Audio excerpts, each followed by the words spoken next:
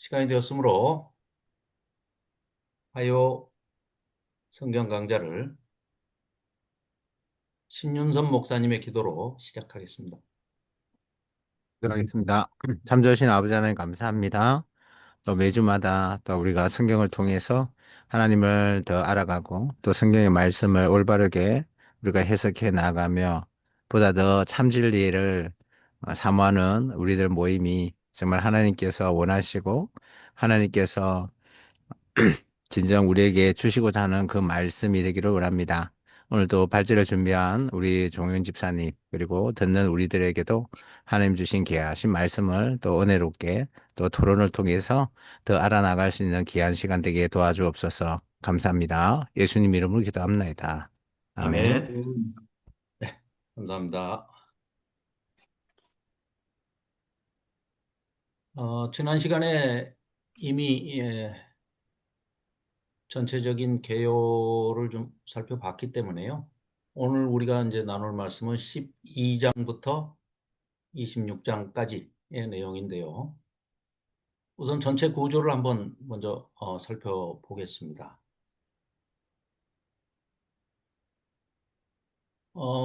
이 구조를 나누는 거는 뭐 학자마다 뭐 다 다르기 때문에 정답은 없습니다.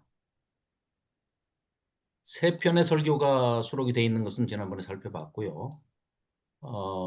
첫 번째 설교는 1장부터 4장까지인데 내용은 출애굽과 광야에서 40년, 38년 이상 지금 지낸 그 지내온 역사를 광야 생활을 회고하는 역사 설교라고 할 수 있겠죠. 그리고 두 번째 설교가 이제 4장, 본론이라고 할 수 있는데 4장부터 28장까지가 두 번째 설교입니다.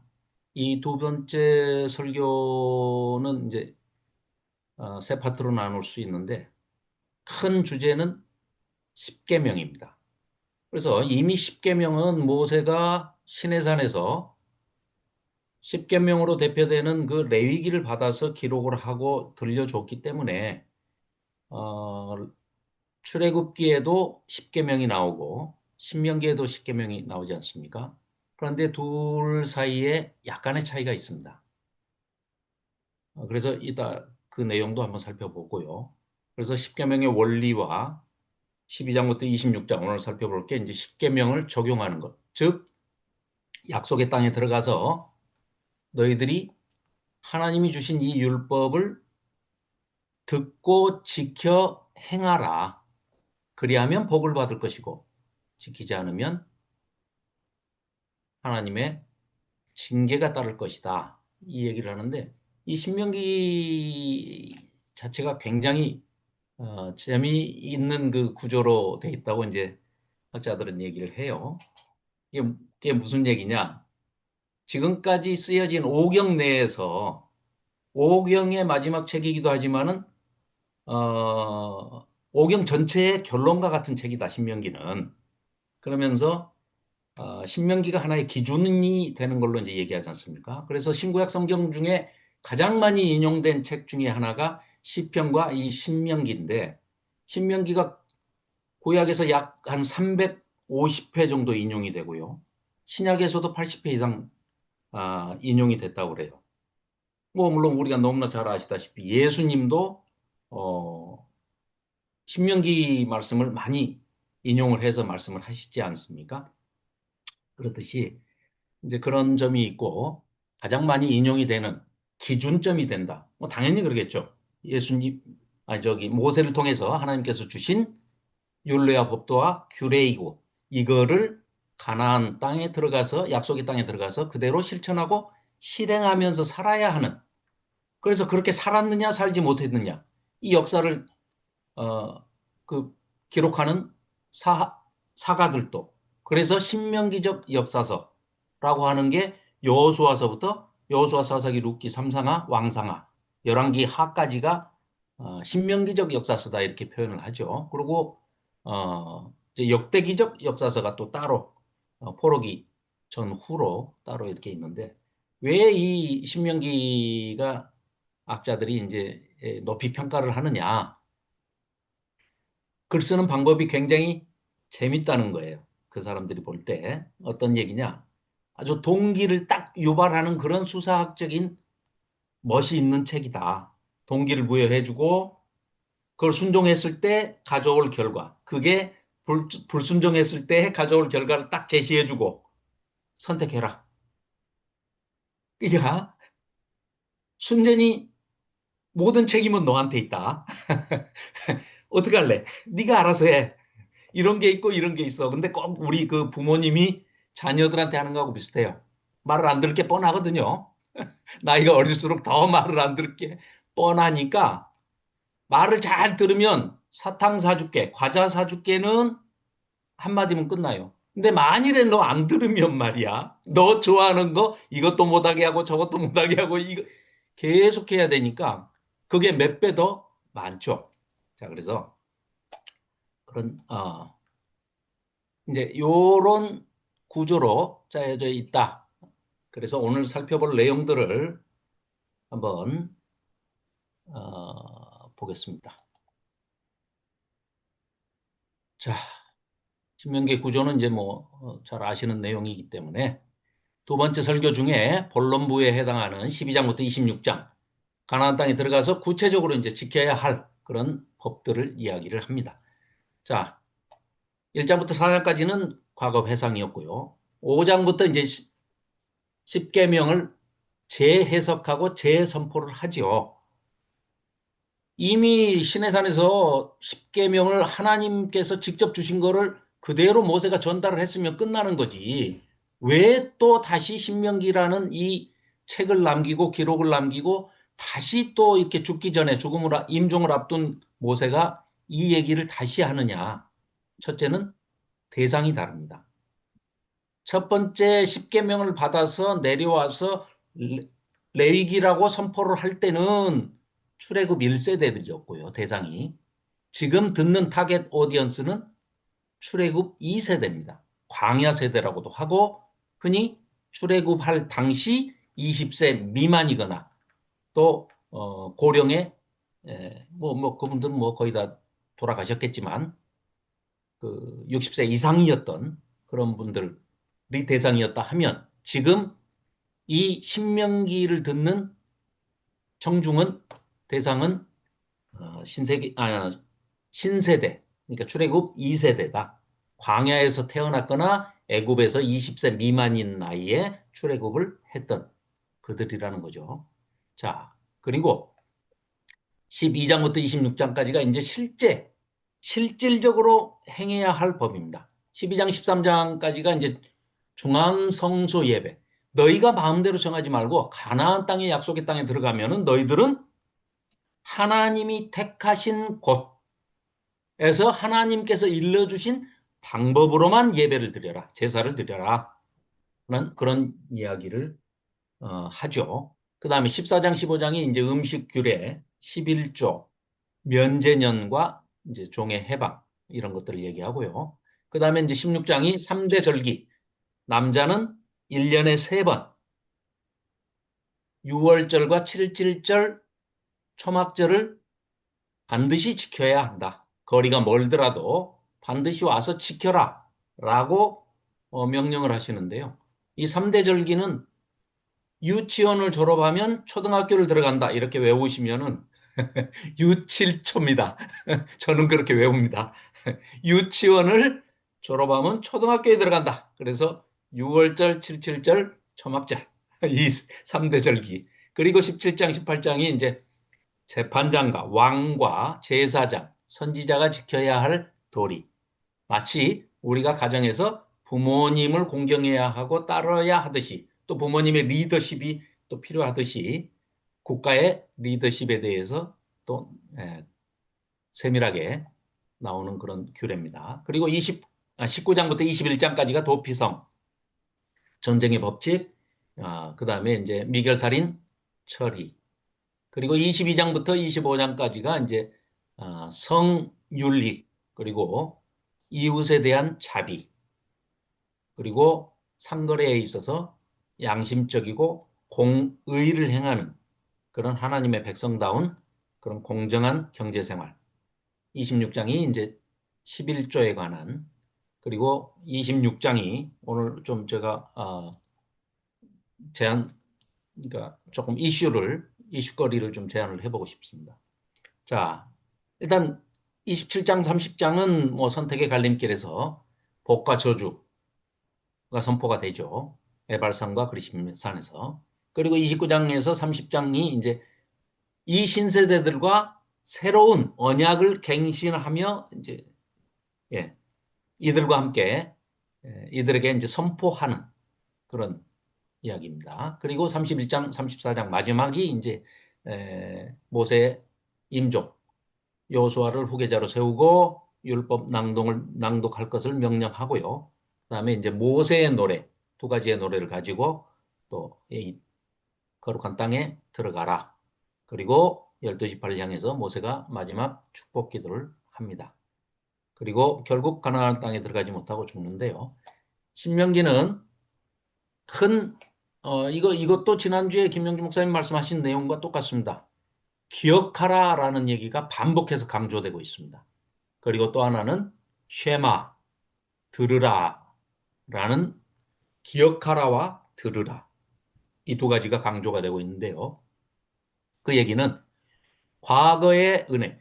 그러니까 이 신명기에 계속해서 반복되면서 그 나오는 단어가 너희가 애굽에서 종되었던 것을 잊지 말아라, 기억해라. 거기에 있던 종되었던 너희들을 내가 구원하였다라는 것을, 내가 속량하였다라는 것을 계속해서 반복해서 나옵니다. 하나님께서 어떤 얘기를 하실 때마다 그걸 강조를 하시는데 전체적으로 본다면은 그 출애굽의 구속, 속량하신 그 은혜의 말씀을, 그 은혜의 사건을 기억하고, 과거를 기억하고, 과거의 은혜를 기억하고, 현재 주시는 이 십계명으로 대표되는 또 뭐 613조로 정리가 되는 이 율법과 규례와 법도 실생활, 실제법을 현재의 말씀을 듣고 지키고 행해라. 그리고 하나님의 말씀을 지킬 건지 지키지 않을 것인지는 너희의 미래를 결정하는 것이기 때문에 복과 저주가 네 앞에 놓여 있으니 그것을 네가 알아서 선택해라. 라는 그런 말씀으로 우리가 해석할 수 있겠습니다. 자, 12장, 13장 중앙성소 규례입니다. 아무 데서나 제사하지 말고 하나님이 택하신 단 한 곳에서만 예배해라. 명령으로 주시죠. 왜냐? 들어가면 빤히 가나안의 그 7족속을 비롯한 인근 주변의 나라들이 전부가 하나같이 우상숭배에 빠졌는데 하나님이 다 금지하시고 하나님이 가장 싫어하시고 증오하시고 내가 미워하는 가증한 일들이다라고 하는 그런 짓들만 골라서 우상을 섬기고 있는 거죠. 뭐 가장 대표되는 게 인신제사죠. 자기 자녀를 불살라서 자기 행복을 구하기 위해서 우상에게 바치는 그 가증한 일들을 하고 있다. 그러니 어느 누가 들어가서 우상을 숭배하자 우리가 모시는 이 신이 잡신이 굉장히 영험하고 능력이 뛰어나다. 김건희도 구출할 수 있고 윤석열이도 뭐 구출할 수 있다 믿기만 하면 라고 꼬셔도 절대 넘어가지 마라. 그래서 우상 숭배의 혼합을 막기 위해서 하나님께서 정해 주신다는 거죠. 13장은 유혹에 대한 설령 눈앞에 보이는 기적들이 일어나고 뭐 어떤 신령한 뭐 선지자가 나타나고 뭐 이래봐야 뭐 정강훈이 500명이 나타나든지 2만 명이 뭐 2만 명이 나타나도 그런 놈들 따라가지 마라. 가족이라 하더라도 단호하게 물리쳐라. 그걸 강조하죠. 14장, 15장은 이제 거룩한 백성의 구별된 삶. 너희들은 하나님이 택하신 백성이기 때문에, 성민이기 때문에, 거룩한 백성, 성도기 때문에 매사에 먹는 것, 입는 것, 돈을 쓰는 모든 것에서도 다 하나님 백성다움이 드러나야 된다. 그래서 14장에는 음식 규례, 마치 레위기의 11장과 비슷한 부정에 관한 얘기. 그러니까 오늘 또 본문을 좀 읽어보면서 느낀 거는 하나님의 선악과가 다른 게 아니다. 우리가 그 이유를 따질 필요 없이 이게 그냥 하나님께서 이건 정한 음식이고 이건 부정한 거야. 먹지 마. 먹지 마. 그러면 안 먹으면 되는 거고요. 이거 먹어. 그럼 먹으면 되는 거지. 이게 왜 정한 음식이고 이게 왜 부정한 음식이냐. 성경은 본문은 친절하게 그걸 밝히고 있지 않습니다. 그러니까 그건 그냥 생각을 접어두시고 아, 이건 그냥 선악과다. 하나님께서 먹지 마 그러면 안 먹, 이건 먹어야 돼, 먹으면 안 되는 것. 그게 법이죠. 그래서 먹을 수 있는 정결한 짐승과 부정한 짐승을 구분해서 일상에서 모든 의식주의 생활에서도 거룩함을 지켜라. 거룩함은 다른 게 아니죠. 하나님의 말씀대로 행하는 거죠. 그리고 특히 11조가 나오는데 성경에 이제 세 가지의 11조가 나오는데요. 레위인들에 대해서 이제 뭐 11조도 당연하지만 특히 3년마다 하는 11조를 또 얘기를 하죠. 그래서 중요한 것은 가난한 자들, 도움이 필요로 하는 자들, 너희 중에 같이 함께 살고 있으면서 고아와 과부와 게르, 난민으로, 그러니까 나그네로 이렇게 대표되는 그런 사회적인 약자들을 배려하고 돕고 챙겨라. 15장은 면제년과 종의 해방입니다. 이 15장과 26장을 좀, 네, 우리가 오늘 한번 좀 이야기를 나눠봤으면 좋겠습니다. 안식년 규례입니다. 7년마다 빚을 탕감해주고, 어, 또, 종으로 있던 노예 신분에서도 해방해주는, 이게, 이를테면 이제 리셋이죠, 리셋. 완전히 초기화시키는. 그래서 이게 고착화되지 않도록 극심한 그런 그 가난들이 대물림이 되거나 고착화되지 않도록 이렇게 사회적인 안전망으로 하나님께서 아주 신신당부하시는 그런 것인데 어디에도 희년이나 안식년이 면제년이 지켜졌다고 기록되어 있는 것은 찾아보기가 사실 어려운 것 같아요. 그러니까 이렇게 지켰던 이런 햇새들을 행했던 하나님 말씀대로 실천하며 살았던 사람도 꿈에 떡볶이식으로 가끔 하나씩 있어 로또 맞듯이 하고 소개를 한 책이 룻기가 아닌가 싶어요. 그런 사람들이 많았으면 룻기 같은 책이 나올 리가 없죠. 그게 일상화된 이스라엘이었다면은 룻기를 굳이 아니 뭐 한 집 건너 그런 일들이 다반사로 있는데 뭐 굳이 책으로 써가지고 성경에까지 해서 뭐 우리한테 남겨줬겠습니까? 그래서 거의 지켜지지 않았다. 그 증거는 결국은 포로를 그 안식년 70년 포로 생활하게 된 동기가 이제 그거라고까지 지금 밝히고 있지 않습니까? 자, 그리고 16장에는 이제 3대 절기, 네, 유칠초, 예, 6월절, 77절, 초막절, 이 1년에 3번 모든 남자는 감사의 축제를 참석을 해야 된다.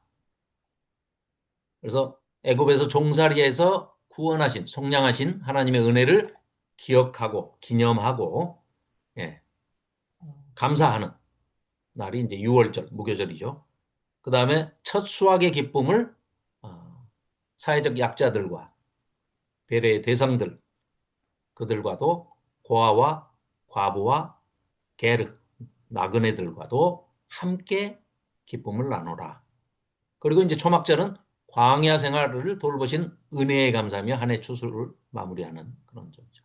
자, 17장과 18장은 왕의 조건과 이 17장은 뭐 읽어보시면 아시겠지만 신정 정치를 완전히 딱 그 규례로 명하시는 거죠. 왕이 되었는데 왕한테 요구하는 것은 딱 한 가지입니다. 이 율법책을 등사해서 카피해서 네 머리맡에 놔두고 항상 읽어서 하나님을 섬기고 백성들을 섬기면서 정치를 대리 통치를 해라. 라고 명령을 하시고 나머지는 거의 금한 게 많습니다. 왕으로서 누려야 할 특권이라든지 지금 어떤 그 위정자들, 권력의 근처에 있어가지고 어떠한 권력이라도 조자룡이 헝칼 쓰듯이 써보고 싶은 게 인간의 욕망이고 그 본능일 텐데 너 왕이 되면 제일 먼저 군대, 아내, 은금, 말 다 금지시킵니다. 그 얘기는 뭐 쉽게 얘기하면 한마디죠. 한마디로 얘기하면 하나님께서 통치하시고 하나님이 왕이신데 네가 인간 왕이 대리 통치자로 하나님의 통치를 받아서 신정 통치를 하는 것이다. 그런 왕을 원하시는 거죠. 그리고 이제 18장에 그러지 않을 것이 뻔하니까 장차 지금 이 모세가 얘기하기를 나와 같은 한 선지자가 나타날 것이다. 궁극적으로는 이제 예수 그리스도를 이분들은 몰랐겠지만 이 당시 사람들은 몰랐겠지만 우리는 이제 지나온 역사로 입증이 됐기 때문에 예수 그리스도. 그래서 예수님과 또 모세가 상당히 비슷한 점이 많습니다.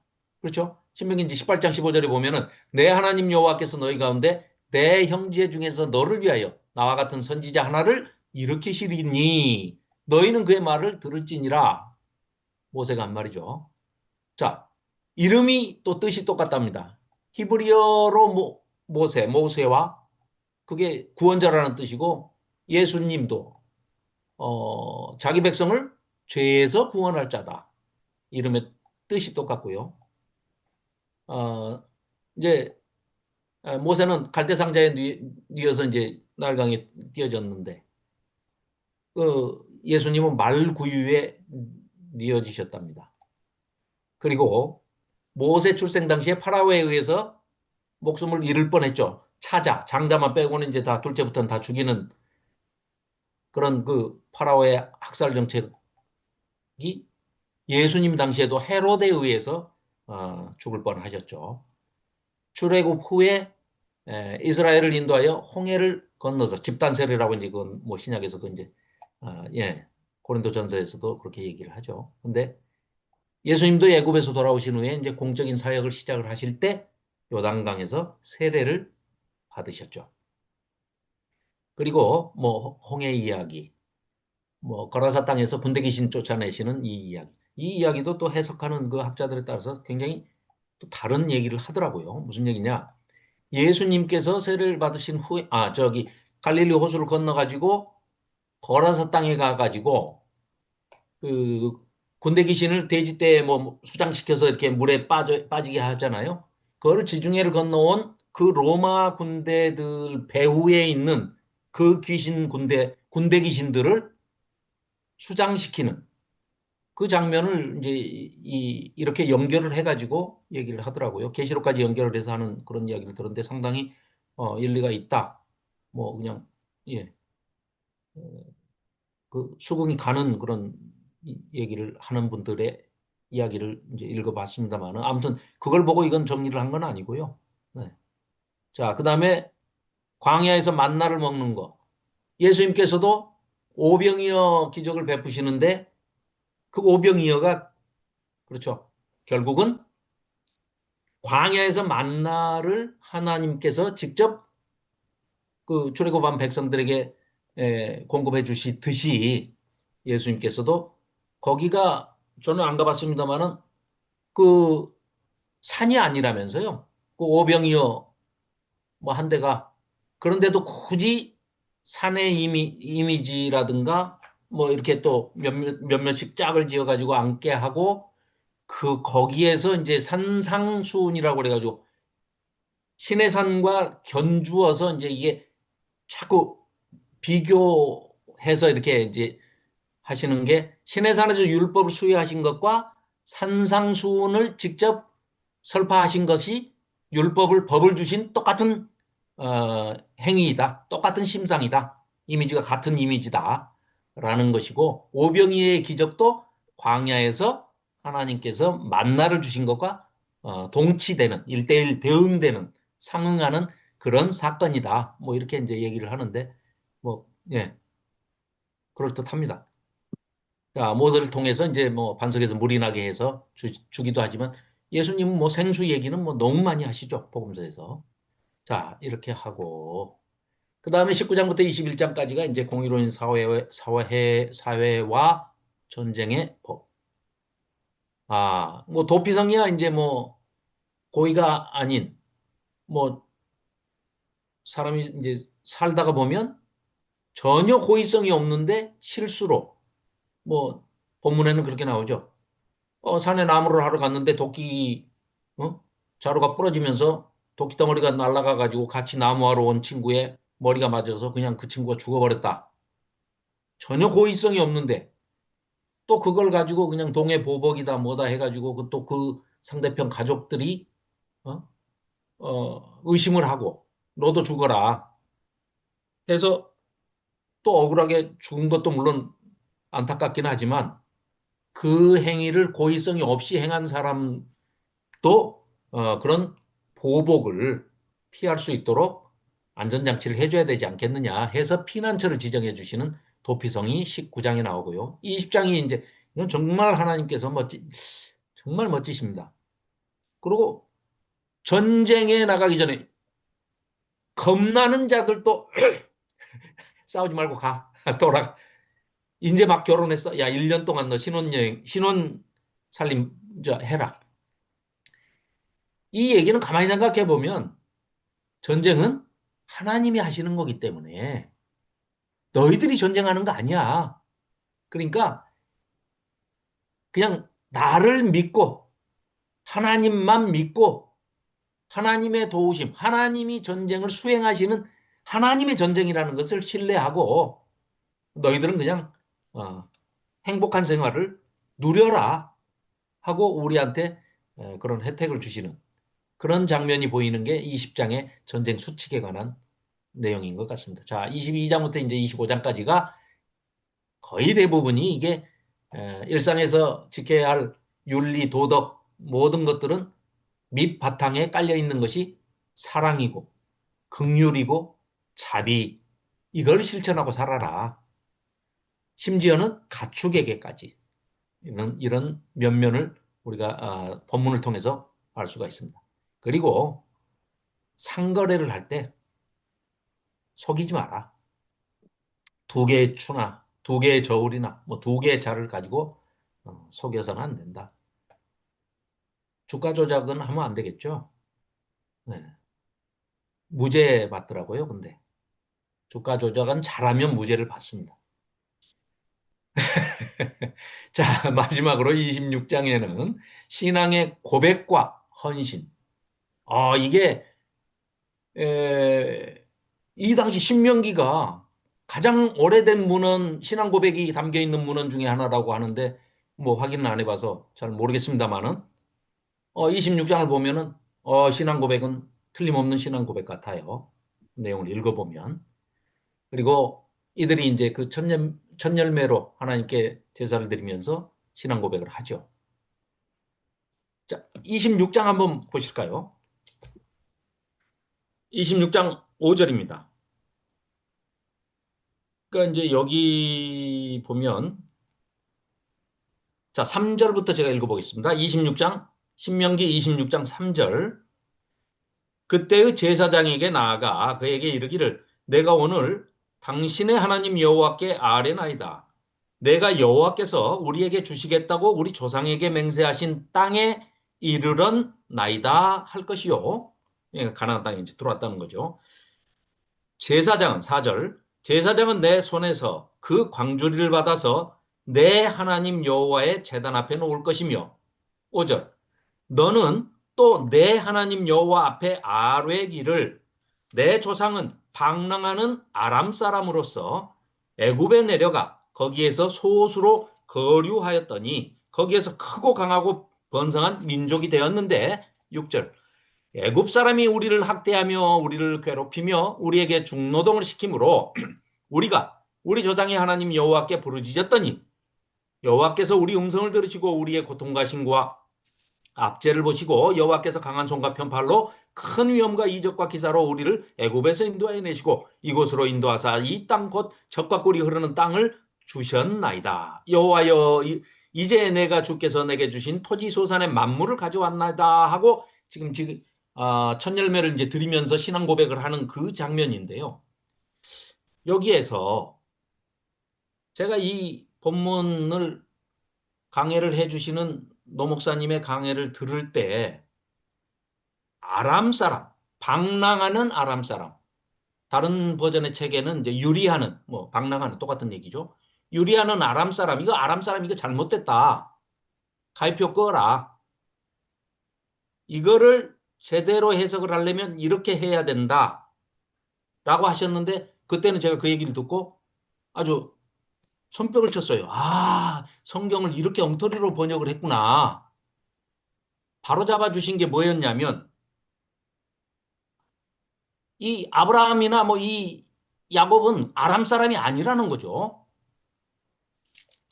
노아의 후손 중에 세 아들 중에 셈, 함, 야벳 중에 셈의 후손인데 셈에게는 아들이 다섯 있는데 엘람, 지금 전쟁하고 있는 이란이죠, 이란. 엘람, 큰아들이 엘람, 둘째가 아수르, 그 다음이 아르박사, 넷째가 루디아죠, 리디아. 그 다음에 다섯째 아들이 아람인데 아람 나라, 시리아죠. 그러니까 아람이 아니고 아르박사세 후손이다. 아브라함은. 그런데 여기 아람이라고 해놨으니 이건 잘못된 것이다. 이렇게 말씀을 하시면서 이걸 바로잡으려면 아람 땅에 방랑하는 아니면은 아람 땅에 유리하는 사람으로서 내 조상이 애굽으로 거기서 내려가 이렇게 해야 맞다라고 했는데 요번에 본문 정리를 하면서 찾아보니 그렇다면은 히브리어 원문이나 다른 버전들은 어떻게 돼 있을까? 그렇게 돼 있을까? 하고 봤더니 아니에요. 다 아람 사람이라고 돼 있어요. 전부가 아람 사람으로 되어 있고 그래서 이제 AI한테 도움을 요청을 했습니다. 그래서 도움을 요청을 했더니 죄송하지만 노 목사님이 착각을 하셨거나 잘못 해석을 하신 겁니다. 이 사람들은 뭐라고 생각을 하느냐?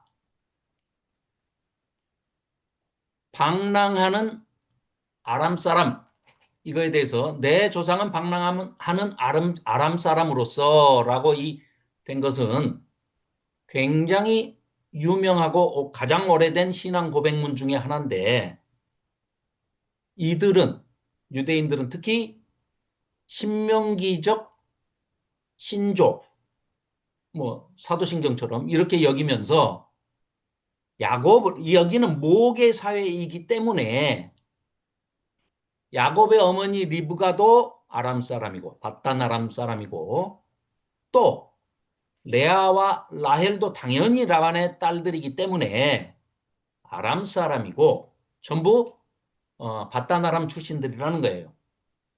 그리고 야곱도 거기서 20년 이상 거기서 거주를 했고 또 문맥적인 증거로 이 5절 지금 하반절에 나오는 애굽으로 내려가서 거기서 거류하며라는 표현을 창세기에서 야곱이 스스로 독백으로 얘기하는 그 내러티브하고 완벽하게 일치하고 있고 그래서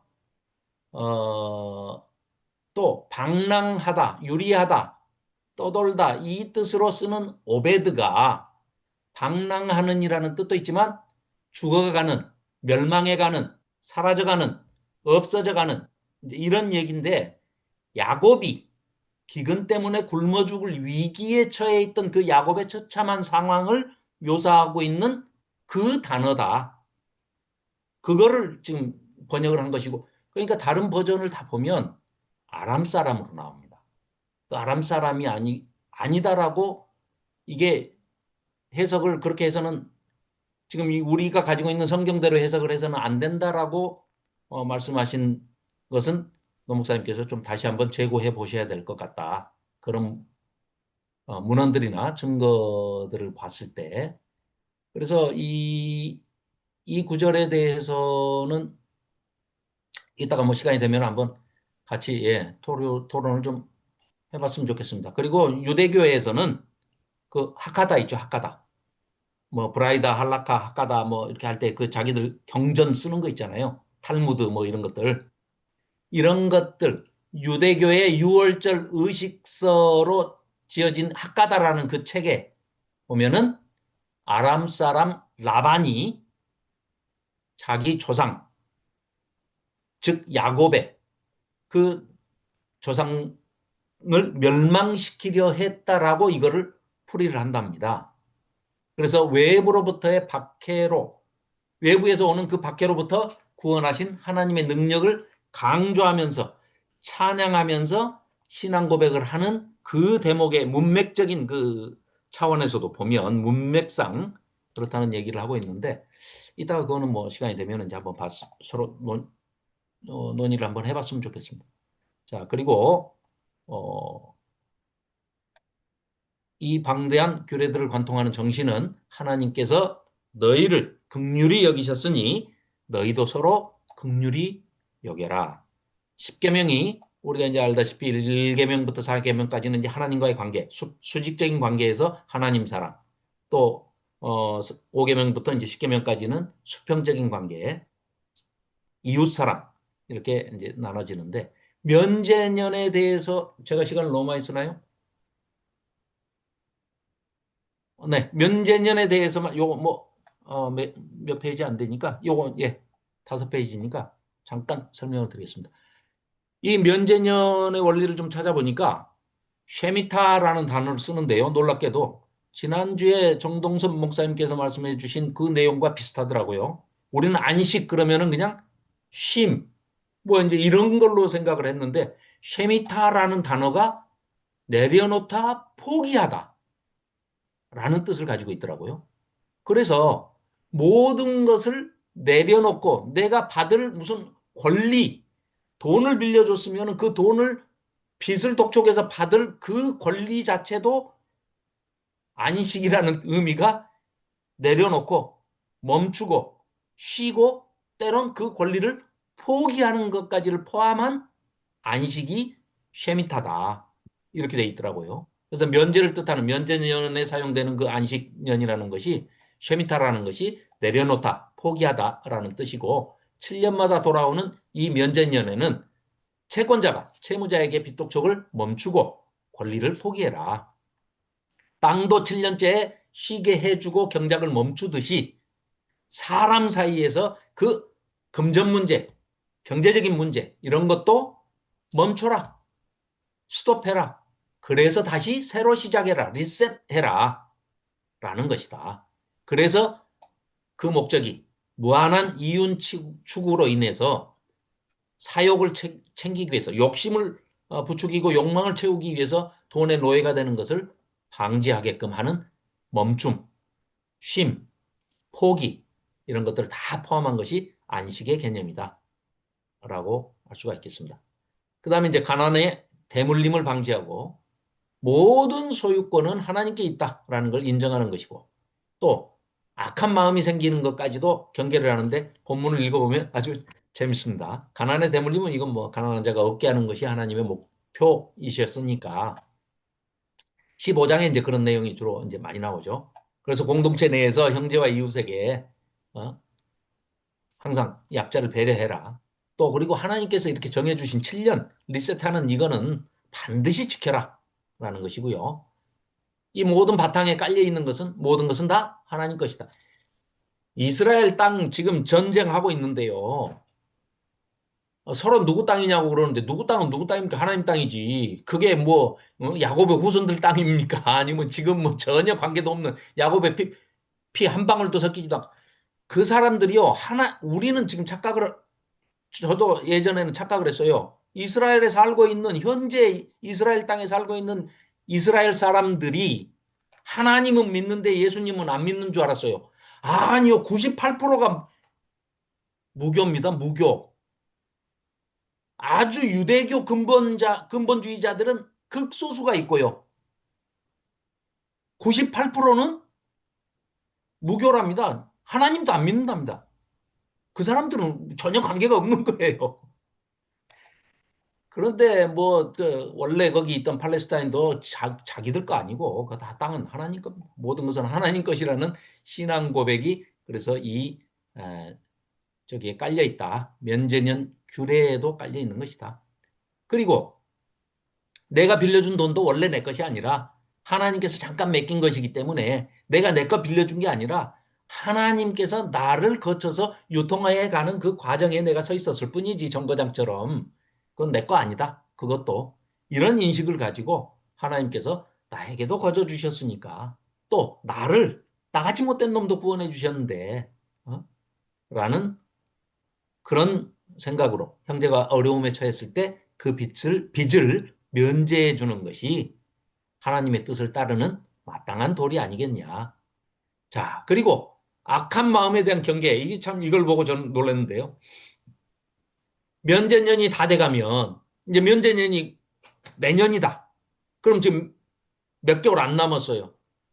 그걸 악용하는 사람도 뭐 간혹 있을 수는 있겠지만 아니 자기 주변에 그 면제년이 다 돼가는데 이때 돈을 빌려주거나 뭐 땅을 뭐 저당을 잡고 뭐 돈을 꿔주거나 하면은 이거 다시 그 면제년 선포되면은 다시 돌려줘야 되는데 돈을 못 받지 않겠느냐. 그러면 에이 안 빌려줘야지.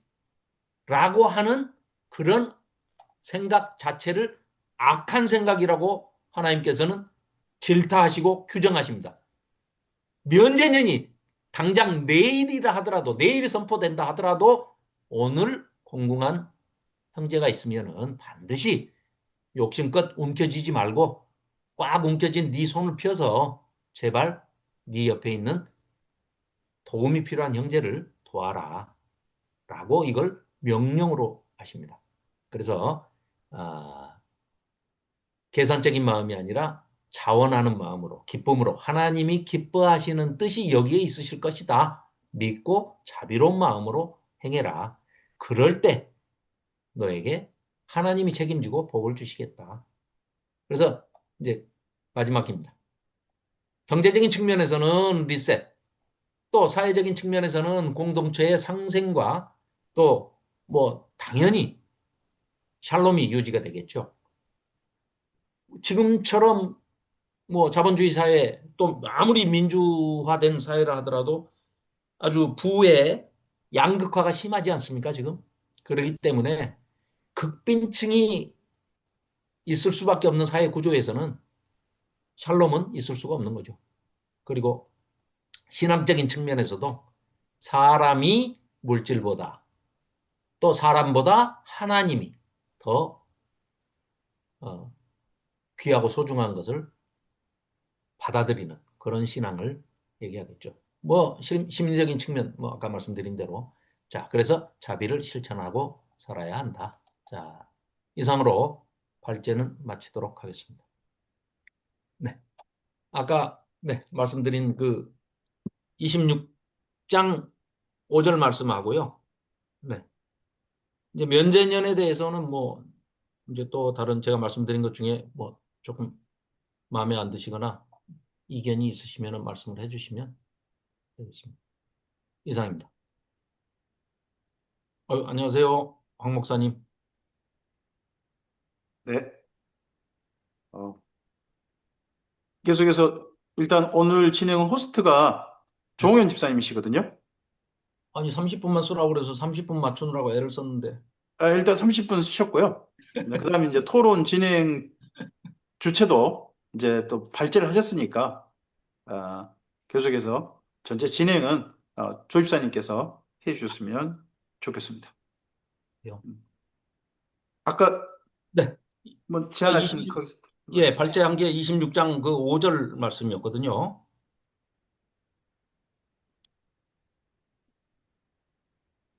너는 또 내 하나님 여호와 앞에 아뢰기를 신앙 고백하기를 내 조상은 하면서 이제 지금 감사 표현을 하면서 이제 신앙 고백을 하는 장면 아니겠습니까?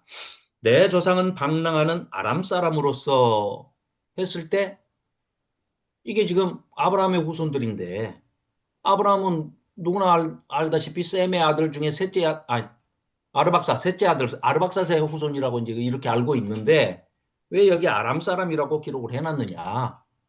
그래서 이게 잘못된 거 아니냐? 라고 이제 말씀을 하셨단 말이에요. 노 목사님께서. 그래서 저는 그 말씀을 들었을 때, 아, 그렇구나. 하고 이제 넘어왔다가 이번에 준비를 하면서 다시 살펴보니까 모든 히브리어 원본부터 시작해가지고 모든 버전이 다 아람 사람으로 돼 있어요. 아람 사람으로. 그렇다면 이게 원문이 잘못된 게 아니고 해석의 문제가 아니다. 해석의 문제가 아니고 그렇다면 이들은 이 문구에 대해서 전혀 거부감 없이 받아들이는지 왜 아람 사람이 아닌데 우리 조상은 요리하는 아람 사람으로서라고 아람 사람이라고 얘기했을까라고 이제 그거 모든 영어 버전도 다 그렇게 돼 있어요. 아람 땅에서 장소적인 뭐 그 방황처가 아니고 그냥 아람 사람이에요. 아람 사람. 그렇게 나오기 때문에 정동선 목사님 그 저기 영어 버전 그렇게 돼 있죠? 그러니까요. 네. 제가 이 버전을 봤더니 네네네. 그 현대어, 우리나라 현대어 있잖아요. 네네네. 거기에는 아예 우리의 조상은 떠돌아다니며 사는 아람 사람 야곱인데 이렇게 돼 있어요. 아, 네네네. 공동 번역도 제 선조는 떠돌며 사는 아람인이었습니다. 이렇게 돼 있어요. 네네네네. 네네네. 그런데 여기 킹 제임스를 봤더니 네, 네. 킹 제임스는 그분을 어떻게 표현하냐? A Syrian ready to perish 이렇게 있어요. 그러니까 페르시. 예. 이게 소멸될 그런 지경의 아람 사람, 시리아 사람이었다. 예. 그러니까 이게 뭐냐면은 이거 곧 죽을 사람이었는데 굶어 죽을 사람이었는데 역사에서 네네. 사라질 사람이었는데 예. 이집트에 내려가서 하나님의 은혜로 강성하게 됐다. 그 얘기를 지금 대조적으로 하기 위해서 그렇죠, 그렇죠. 이렇게 한 것 같고 예. 제가 시리아라고 그- 돼 있는 그, 예, 예. 그 영어 버전들이 몇 가지 있더라고요. 네네 제가 그리고 네. 그게 아람이죠, 아람. 제가 열린 노트 성경을 가지고 있는데 네, 네. 여기에 보니까 방랑하는 아람 사람에 대해서 네. 그냥 그 야곱을 가리키는 말인데 네. 그가 아람 사람으로 불린 것은 아람 여인인 레아 라헬과 결혼했기 때문이었다 이렇게 네, 네, 여기는 네. 이렇게 아까 설명되어 제가 예, 예, 있는데 네네 말씀드렸죠. 네. 리브가 얘기는 여기 없지만 어쨌든 리브가 리브가도 엄마부터. 전부 다 네, 네. 그런 그 계통에서 아마 아람 사람으로 불리는 게 아까 조홍해 목사님 그렇게 말씀하시지 않았나 이것이 거의 이게 굳어진 표현 뭐 이렇게 말씀하시지 않았는가요? 네, 네, 네. 그렇게 네. 그쪽에서는 네. 네, 그 사람들은 그렇게 인식을 하고 있기 때문에 전혀 문제가 거부감이 없는 대목이라는 거죠, 이 본문이. 근데 우리는 셈의 아들이 5명 있는데 그 중에 우리 믿음의 조상인 아브라함은 아르박사, 셋째 아르박사의 후손이다. 이렇게 지금 알고 있어서 이거 안 맞다. 왜 아람은 5째 아들인데 5째 아들의 후손이라고 그랬을까? 라고 했는데 그 뜻이 아니라는 거죠.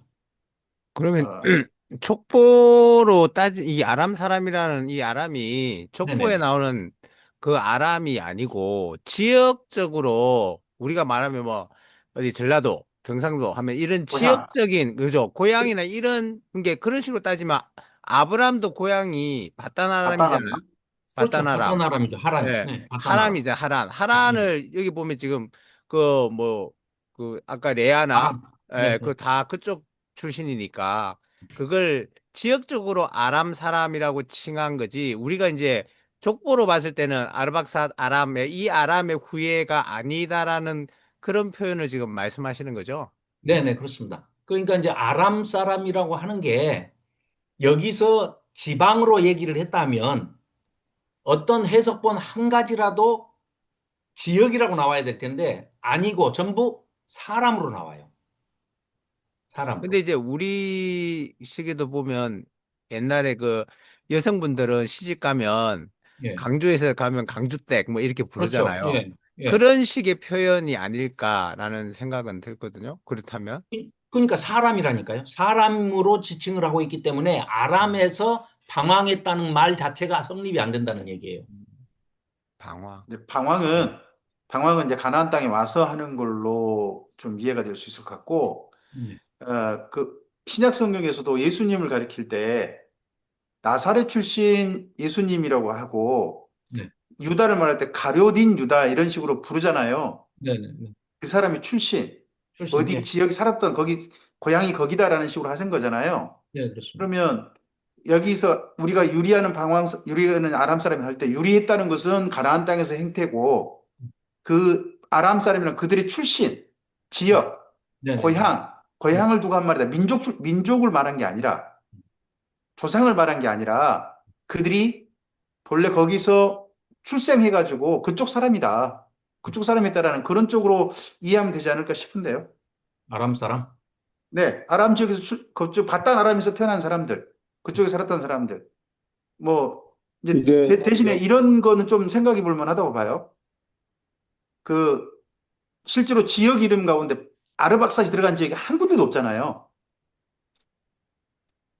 그 고대 지역 이름 가운데 아르박사시 들어간 지역이 없을 수밖에 없죠. 또 나라를 못 만들었으니까. 아예 없잖아요. 예. 근데 그러다 보니까 막내 동생인 다섯째 그쪽에 이제 함께 살면서 아예 그쪽 사람으로 불리는 또 그리고 그 아브라함이 그 가나안 땅에 왔을 때 자기를 밝힐 때 히브리 사람이라고 하잖아요.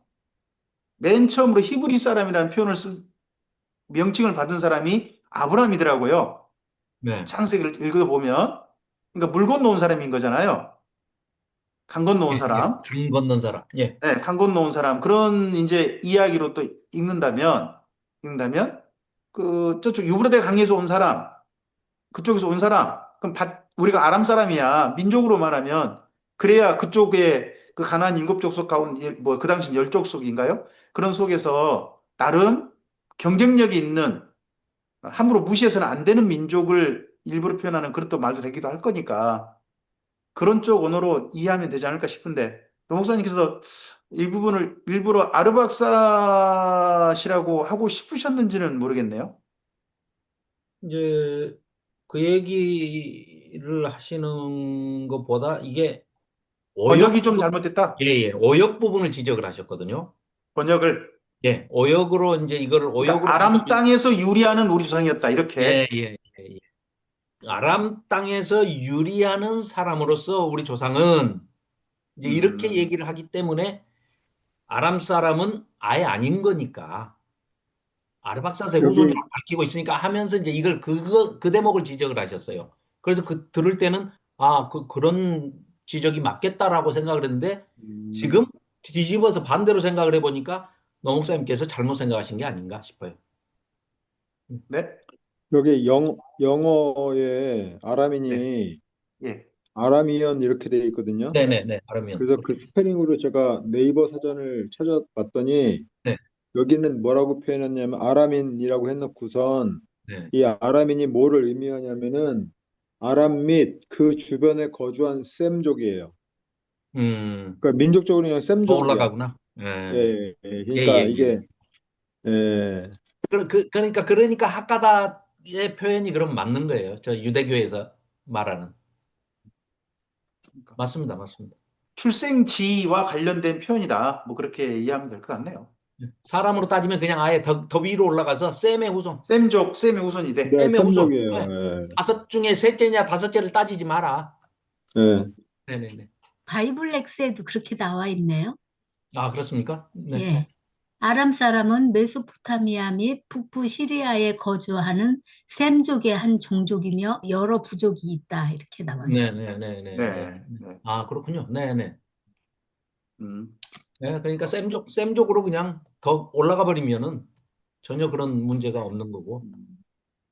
이들은 아람 사람을 모계로 해서 리브가부터 따지니까 레아, 라헬 전부 아람 사람들의 자녀들이다. 이런 얘기죠. 제가 한 가지 좀 질문, 얼굴이 지금 안 나오고 있습니다만은, 만약에 아브라함이 마단 아람, 하란, 산느 우르파 그 지역 출신이잖아요. 네. 그 지역 출신이 아니고 다른 지역이었다면 뭐 애굽이라든지 아니면 다른 지역에 만약에 살다가 가나안으로 왔다면 그 지역에서 태어났던 그 지역 사람이라고 아람 사람이라고 한 것처럼 하지 않았을까요? 애굽 사람이라면 애굽에서 살다가 왔으면 애굽 사람은 아니지만 혈통은 아니지만 애굽이라는 나라에 속해 있었기 때문에 애굽 사람으로도 불릴 수 있지 않을까. 그러니까 지금도 아람 사람, 애굽에서 태어났다면 이런 전제가 네네네, 붙은 그렇죠, 거죠? 그렇죠. 예. 그러니까 아브라함이 그 지역에 태어났기 때문에 아람 사람으로 불린 것이지 혈통상으로는 정확하게는 아르박삿 그 위에 셈 이렇게 되는 거죠. 그거에 대해서는 부인할 사람이 없는데, 이제 방금 그 여기 신명기 26장 5절 말씀을 번역할 때, 이해할 때, 거기를 아람 땅에서 유리한이라는 말은 그렇게 번역하는 것은 그 누구도 받아들이지 않고, 이스라엘 민족도 받아들이지 않고 한다는 건 분명한 것 같습니다. 그 노 목사님께서 본문을 좀 더 아르박사신인데 아람 땅에서 살았다. 자기 민족도 못 드러내고 하는 걸 좀 더 강조하시려다 보니까 본문을 그렇게 이해하시려고 하셨던 측면이 있지 않았나 싶습니다만은 그것이 본래 본문에 맞는 해석이라고 보기는 어렵다는 것이 지금 말씀이신 거죠? 조 집사님. 네, 그렇습니다. 네. 이 부분은 그렇게 참고하고 넘어가시면 괜찮을 것 같습니다. 저는 도리어 아까 면제년이 있지 않습니까? 네, 면제년. 면제년의 그 셰미타를 말씀하셨습니다. 네, 아까 그거 좀 띄워줘 주실까요? 네. 셰미타. 네, 여기 셰미타하고 안식이란 단어는 샤파트를 씁니다. 네, 다른 단어거든요. 네, 안식은 샤파트고, 네. 여기 셰미타는 헤미타는 전부 다 면제. 면제년이라고 번역을 해놨어요. 물론 예, 이게 이제 면제. 안식년에 7년 안식년 네, 그게 대체냐 하는 부분을 그렇잖아 좀 이야기 좀 하고 싶었거든요. 네, 감사합니다. 얼굴 보면서 할까요? 네, 원래 그 이스라엘 민족에게 하나님께서 말씀하실 때 레위기에 보면 안식년이 있고 희년이 있습니다. 그래서 네. 희년에 이 면제가 원래 하도록 돼 있거든요. 그래서 50년마다 희년이었어서 되는 거고 안식년은 그냥 땅을 쉰다 하는 그런 측면만 있지 않습니까? 네. 두 개 나뉘어 있어요. 근데 여기 15장, 네. 15장의 면제년은 7년이에요. 네, 7년. 7년은 원래 쉐미트가 아니고 샤파트 해야 되거든요. 쉐미트는 그 레이기에 근간남은 50년마다 해야 돼요. 희년 때 해야 되거든요. 지금 근데 여기는 15장 1절 본문이 매 7년 끝에 면제하라 지금 이거 그러니까 아니에요? 이 본문은 지금 그러는데 네네. 이 본문을 레이기로 근거를 해보면 네. 레이기 25장이 아마도 희년일 거예요. 희년하고 안식년이 함께 나와요. 네. 거기는 안식년 따로 희년 따로거든요. 근데 희년 때 면제하도록 됐어요. 쉐미트가 네. 레이기에 근거해 본다면. 근데 여기는 매 7년마다 지금 안식하라가 아니라 샤파트가 하라는 게 아니라 면제하라는 쉐미트 거죠. 하라는 거예요. 네네. 매 7년마다. 네. 그러니까 지금 레이기하고 전혀 다른 버전이에요. 네. 버전이 달라버려요. 거기도 뿐만 아니라 여기 또 그 집사님께서는 한 가지를 이야기하셨는데 네. 7년마다 7년 차면 그때 안식하는 거 있지 않습니까? 네. 쉐미트 하는 거 그것만 이야기하셨는데 본문을 읽어보면 두 가지가 있습니다. 안식년에 쉐미트 하는 게 있고요. 7년이 되면 또 하나가 있는데 그 노예가 되지 않습니까? 네. 노예가 되면 그 사람 노예로부터 해가지고 7년을 채워야 됩니다. 쉐미트가 두 종류예요. 본문상 읽어보면 또 여기 이제 본문 한번 좀 12절 자세히 좀 이후. 읽어보시는 게 좀 좋다고 생각해요. 15장에 네. 두 가지가 있어요. 앞에 거는 7년 채워지면 그 이자 같은 거 면제나 이런 게 나옵니다. 근데 그 15장 뒷부분 가보시면 네. 12절 이후. 이후로 노예된 사람이 있어요. 종이 된 사람. 종된 사람. 종이 된 사람은 그 앞에 면제년과 상관없어요. 7년 채워야 원래 면제가 됩니다. 안식년과 상관없이 그 법문상 읽어보면 네. 면제가 여기서 그 두 종류로 나옵니다. 두 종류. 하나는 뭐 일상적인 면제년, 안식년을 면제년으로 삼는다는 것 나오고 또 하나가 있는데 7년 채워야 면제가 되는 면제 자격이 주어지는 그게 또 하나가 있어요. 그러면서 뜻밖의 또 맨 뒤에다가 뭐 짐승의 첫 새끼는 꼭 택하신 곳에서 잡아서 먹어라 한 이야기가 거기 15장 맨 끝에 또 느닷없이 붙어 있기도 해요. 예, 본문을 보면 제가 이제 여기 본문을 보면서 이 레이기 버전하고 너무 다른 거예요. 달라요. 아니, 이 자체가 다르다고요. 아, 지금 그러니까 레이기에서 얘기하는 희년하고도 다르고, 일단은 두 개를 합쳐놓은 것 같단 말이에요. 마침꼭. 아니요, 저는 그렇게 읽었어요. 15장 자체가 1절부터 예. 11절까지는 면제 행위, 쉐미타에 대해서 얘기를 하는 거고, 면제하는 거. 희년도 아니고, 희년은 네. 7년 안식년을 7번 해서 77은 49가 지난 다음 해를 50년째를 주빌리, 희년으로 선포하라고 그러잖아요. 그 예. 예수님도 오셔가지고 그 똑같은 말씀을 하시고, 요한계시록에서 나팔을 부는 것도 희년을 상징을 한다. 뭐 이렇게 해석을 하는데, 여기 지금 이 15장 1절부터 11절까지의 면제는 그 희년과도 다르고 안식년과도 다른 면제법이에요. 면제법, 쉐미타법. 저는 그렇게 읽었어요.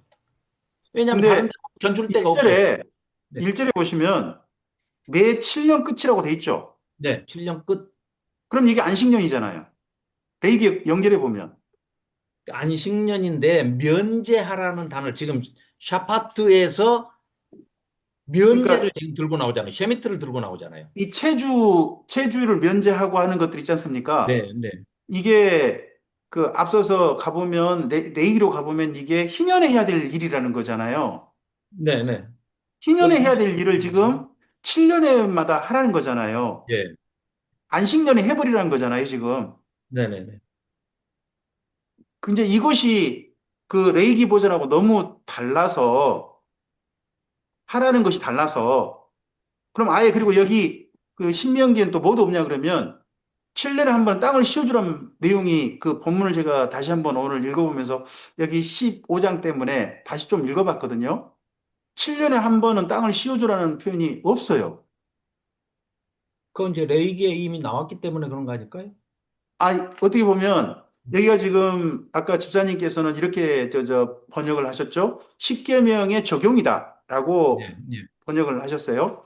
근데 제가 읽기로는 십계명의 적용이라기보다는 레위기 본문을 여기 신명기에서 모세가 자유롭게 본문을 가지고 설교한 거다는 저는 그렇게 봤거든요. 사실 본문 내용을 읽어보면 레위기 네. 본문하고 연결된 데가 도리어 더 많아요. 굉장히 많습니다. 그런 측면에서 봤을 때 여기 15장에 대한 본문이 레위기 25장이라든지 이게 오히려, 본문이고 여기가 모세 해석이라면 오히려, 좀 안 오히려 맞다는 거죠. 이 그러니까 대목은 지금 방금 음, 말씀드리고자 하는 게 뭐였냐면 제가 15장에 나와 있는 이 면제라는 거는 네네. 레위기에서 찾아볼 수가 없고 오히려 신명기 31장에서 또 반복적으로 강조를 하고 있어요. 네, 면전이 한 번 더 나와요. 그렇죠. 나중에. 예. 31장 10절 11절에 보면 모세가 그들에게 명령하여 이르기를 한 번 더 강조합니다.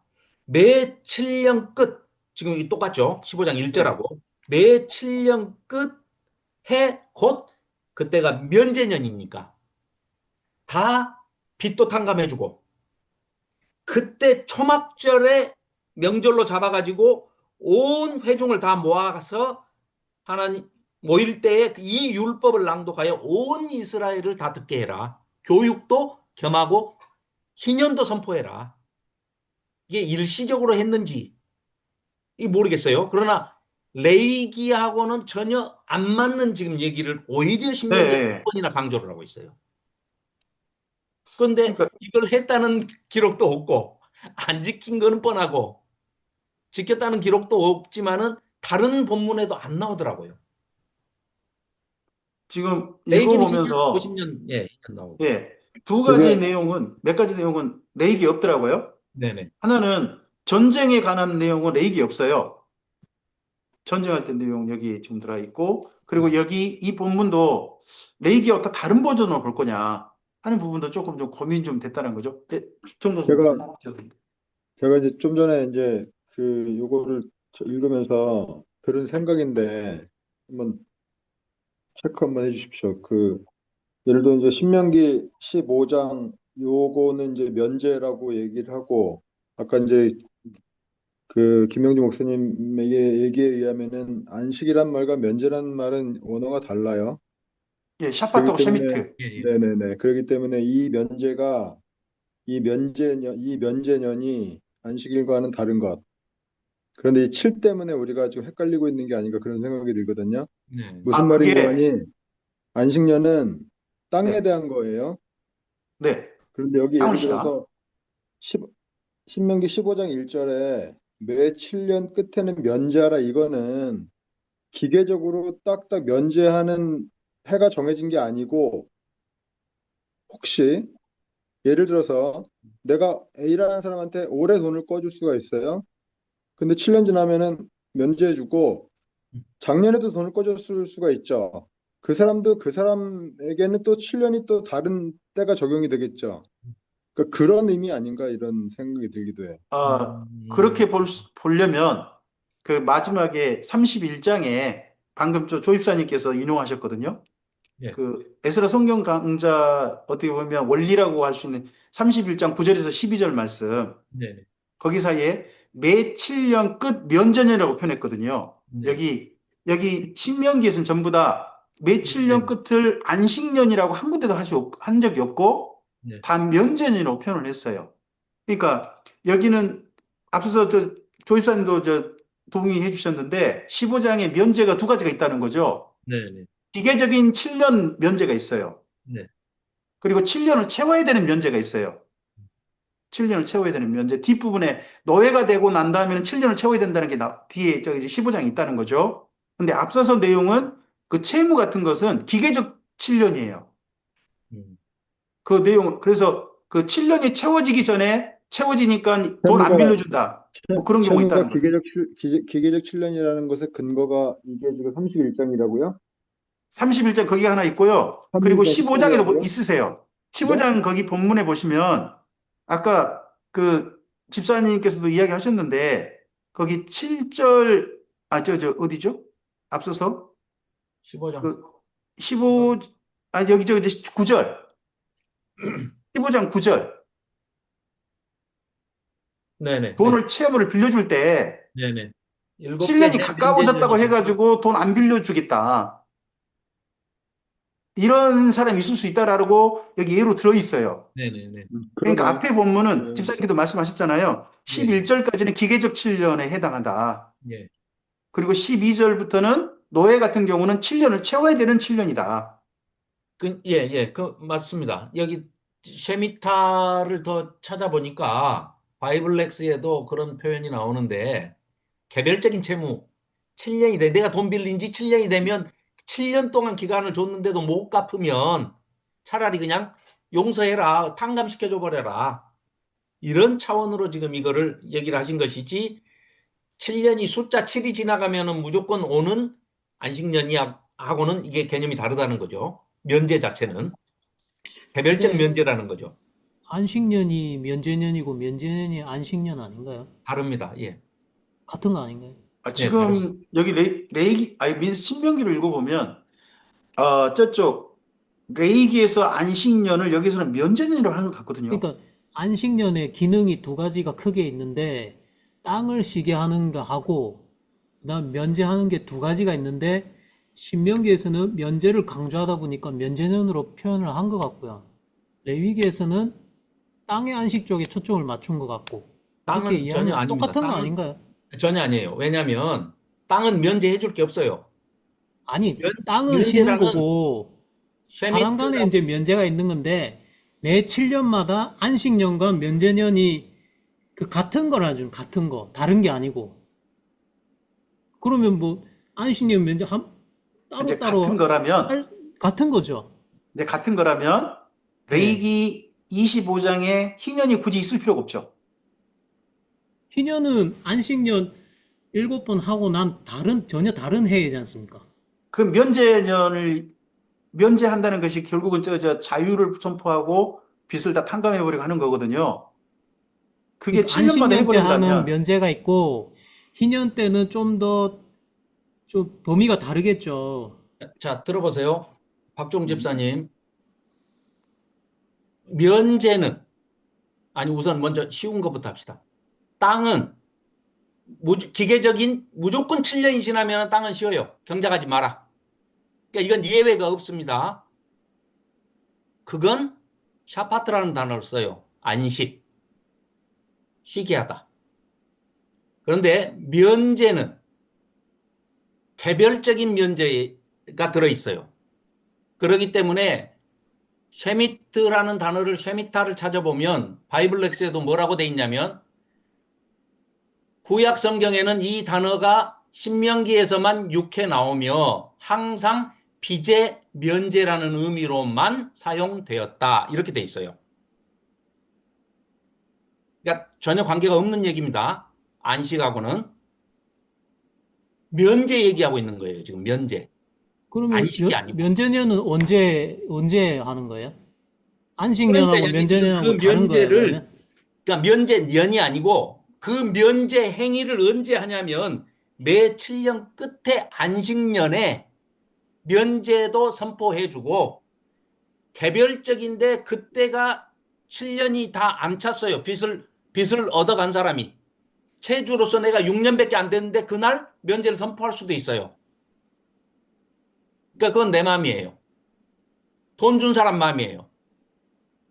그러니까 항상 빚의 면제로서만 이 쉐미타라는 단어를 쓰고 있다. 매 7년마다 채무자의 빚을 그 빚에서 해방시켜 주는 것에 관한 계율은 하고 이제 쭉 뭐 설명이 나옵니다. 근데 이건 그러니까 그래서 다른 단어를 쓰고 있고 집사님, 기간도 제가 다릅니다. 기계적인 게 궁금한 아니라. 건요. 안식년이 7년마다 이렇게 되지 않습니까? 그거는 맞지 네네. 않습니까? 그럼 면제년은 언제 하는 거예요? 그러니까 그 면제는 여기 15장 1절에서는 매 7년 끝에는 그때 면제도 겸해서 해라 그 말입니다. 그거 안식년에 하는 거 아니에요? 그러니까 지금 박종훈 집사님 말씀은 이거잖아요. 안식년이고 면제는 맞냐? 네, 아니라니까요. 네, 네, 똑같은 거냐? 네, 네. 그러면 제가 31장에 거기 말하는 면제년의 초막절은 그러면 안식년이 아닌 다른 걸 말한 거냐? 하는 걸 지금 묻고 계신 거잖아요. 그 성경 강좌하는 게 안식년에 하는 거 아니에요? 7년마다 그걸 우리가 안식년을 정기 안식년으로 우리가 이해를 면제년이라 하죠. 하는 거 아니에요?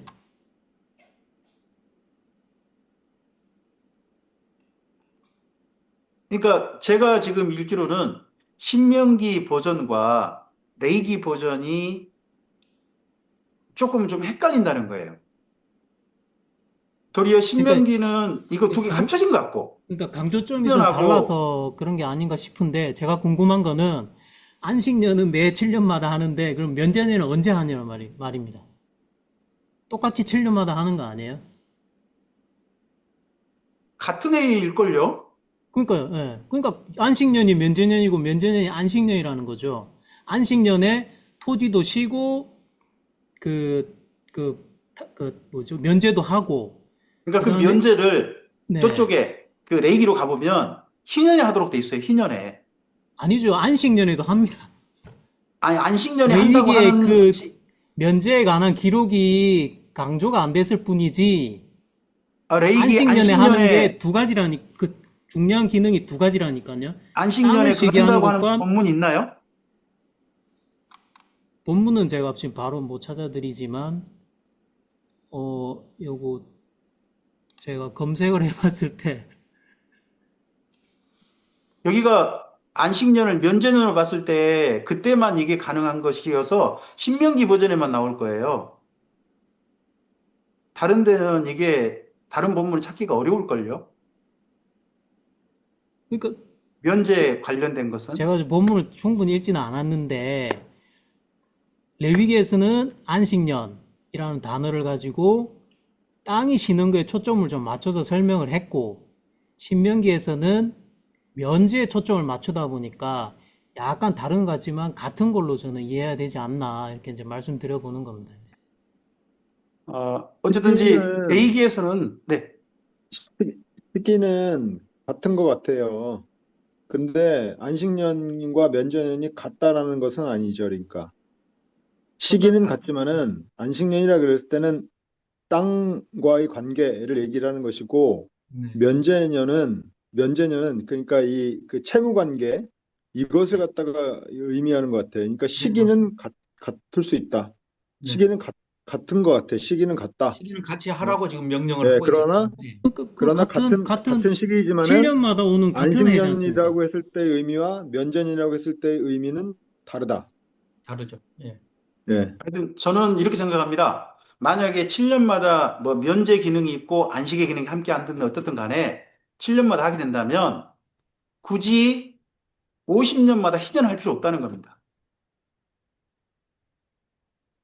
면제돼 버렸는데 채무도 면제되고 노예도 다 면제되고 해버렸는데 뭐하러 희년을 굳이. 그러니까 그러니까 레이기 25장에 안식년이 나오고 그 다음 바로 붙어가지고 희년이 나오거든요. 25장 두 개가 함께 있어요. 네네. 함께 있어가지고 뒤에 보면 희년의 부분에 땅 돌려주는 거 나오고요. 그리고 채무 네. 해결하는 거 나와요. 또 이방인한테 팔린 그 사람들도 전부 다 그 채무 해결해줘가지고 자유 좀 찾게 해주고 하는 걸 희년에 하도록 뒷부분 돼 있거든요. 예. 예. 근데 지금 여기 신명기에 근거한다면 그걸 며칠 년마다 그냥 해버리라는 거잖아요. 예. 그러니까 레이기 버전하고 여기 신명기 버전이 저로서는 조금 사실 좀 맨 처음 그냥 읽었다가 제가 이게 상당히 거리감 느낀 지가 좀 상당히 됐거든요. 제가 이걸 어떻게 다음엔 또 설명을 하게 된다면 어떻게 해야 될지 조금 저는 좀 희년은 어려워요. 목사님, 그러니까 네, 그 네, 안식년하고 면제년하고 달리 희년은 노예 네. 해방 포함되는 거 아니에요? 아니요, 거기 읽어보시면 희년이 해야 될 내용이 여러 가지가 나옵니다.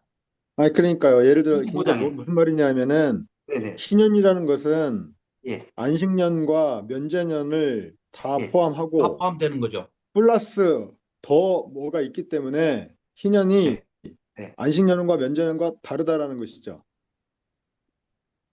네. 일단 뭐 그래서 그런다면 그렇게 그래서 해석한다면 굳이 해석한다면 예수님이 음, 오신 게 안식년에 비유되는 게 아니고 면제년에 비유되는 게 희년에 비유가 아니고 되죠. 희년에 비유되는 것이죠. 네. 적어도 노예 해방이라는 요 하나의 가치만 봐도 이 급이 다른 거지. 희년과 안식년과 면제년 이거는 같은 무게를 갖고 있는 것도 아니고, 네네. 예, 그 기다림의 측면에서도 그렇고, 그 네. 실행적인 효과적인 측면에서도 그렇고, 이거는 비교할 수 없는 그런 그 기능상의 차이가 있다. 네. 이렇게 정리해야 되는 거 아니에요? 네, 맞습니다. 재미나이가 그렇게 정리해 줍니다. 재미나이가요? 찾아봤더니 그렇게 정리를 딱 해줍니다, 지금. 하여튼 저는 두 개의 버전을 참고로 말씀드리면 제가 재미나이 본 건 아닌데, 어쨌든 네. 기쁘네요. 압니다. 압니다. 하여튼 두 개의 버전이 조화롭게 이제 이해돼야 된다 하는 측면 저도 그쪽에 조금 고민을 좀 가지고 있고 둘 다 하나님의 말씀이니까 함께 해야 되는데 지금 여기 앞서서 여기 사실 희년이라는 부분이 또 면제년, 희년, 안식년 이 부분이 아, 안식일을 지키라고 하는 십계명의 적용 부분이냐 저는 그렇게 보기보다는 도리어 레이기 버전의 안식년, 희년의 해석 부분으로 이해하는 걸로 보는 것이 훨씬 더 원문 있고 그렇게 보는 게 좋다면 두 개의 버전이 양쪽 버전이 좀 조화로워야 되는데 하는 것에 대한 고민이 있었다는 겁니다. 제가 설교한다면 이거 본문을 가지고 전혀 딴 이야기를 두 개 합쳐가지고 얘기를 해버린다 하면 하나님께 좀 곤란하실 것 같아서 아니요, 하나님 전혀 곤란하지 않으십니다. 하여튼 저는 그랬다는 그래서, 겁니다. 제가 그런 고민이 있었다는 거예요. 예. 네, 그래서 보자면 네, 리셋이고 회복의 시스템은 이제 그 캡으로 씌워놓고 셋 다 다르기 때문에 레이기에서도 레위기 25장은 안식년을 강조하는 개념으로 안식년 쪽에다가 초점을 딱 맞추고 대상 자체가 핵심 대상 자체가 토지입니다. 토지. 예.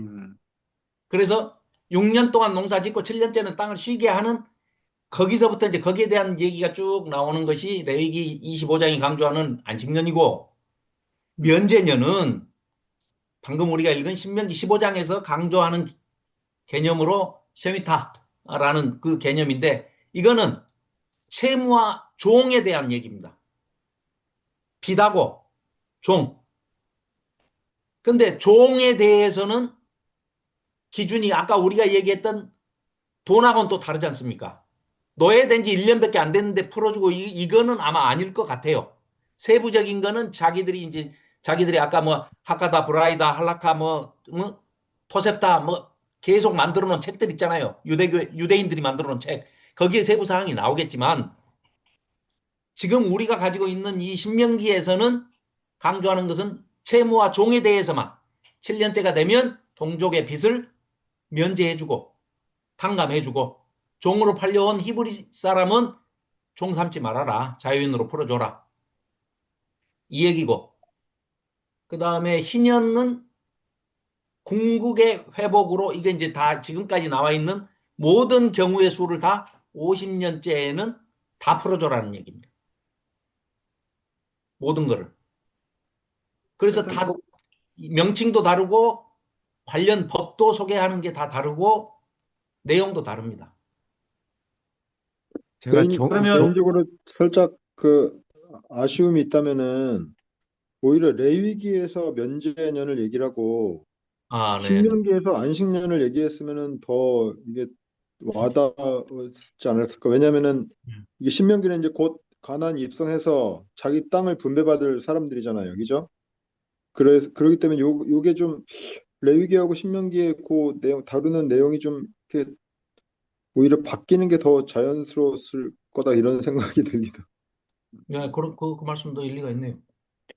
제가 종에 대해서 좀 찾아봤는데 그 네. 신명기 종은 12절에 보면 15장 12절에 보면 같은 동족에 대한 종의 네, 동족에 대한 대상이거든요. 히브리. 그런데 레위기 25장에 희년에 대한 종에 대한 것은 이 10절에 보시면 25장 10절에 보면 모든 주민이에요. 그러면 이 네, 대상이 히브리 종이 아니라 이방인 종까지 포함이라는 거죠. 네. 그게 폭이 희년이 더 큰 겁니다. 어떻게 희년이 보면. 훨씬 더 크죠. 올이니까 예, 올. 그래서 희년이라는 게 따로 있어야 될 이유가 있는 것 같아요.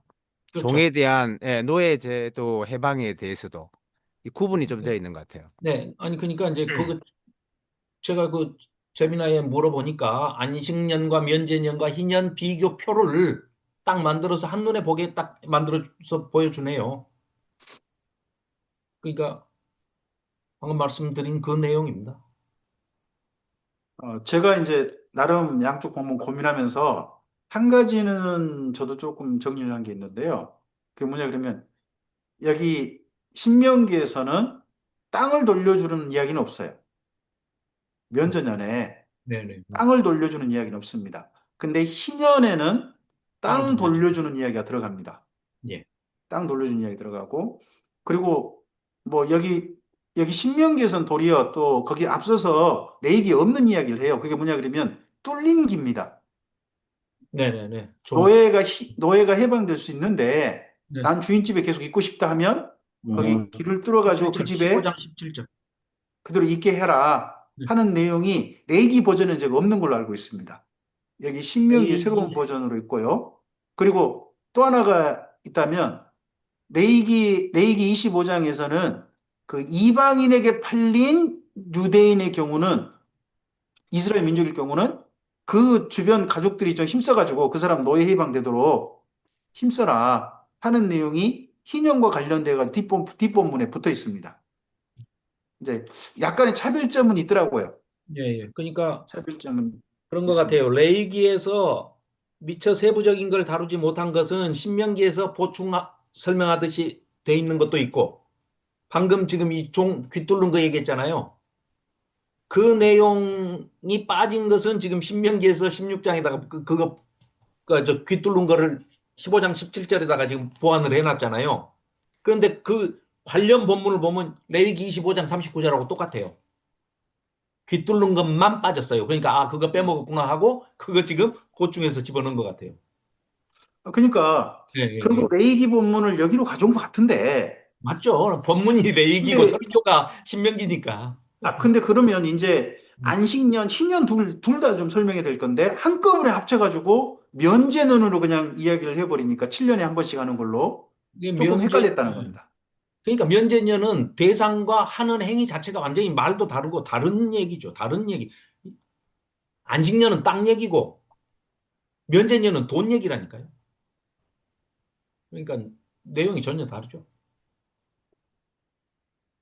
네. 하여튼 뭐 좀 더 좀 고민 좀 해보겠습니다. 네, 알겠습니다.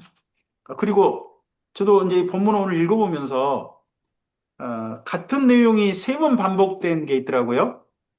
네. 같은 내용이 세 번 반복된 그게 11조입니다. 네, 11조.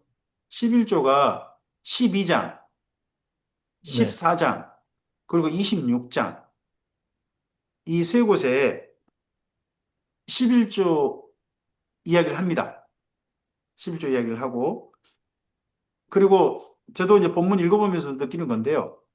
레위기는 하나님께 거룩, 하나님께 성결, 여호와께 성결 이쪽에 강조돼 있다면 여기 제가 읽어본 신명기는 이제 몇 번 반복해 읽어보면서 이렇게 저는 조금 좀 내용을 큰 제목을 좀 붙여봤는데요. 12장에서 26장을 사람 냄새 나는 거룩, 음.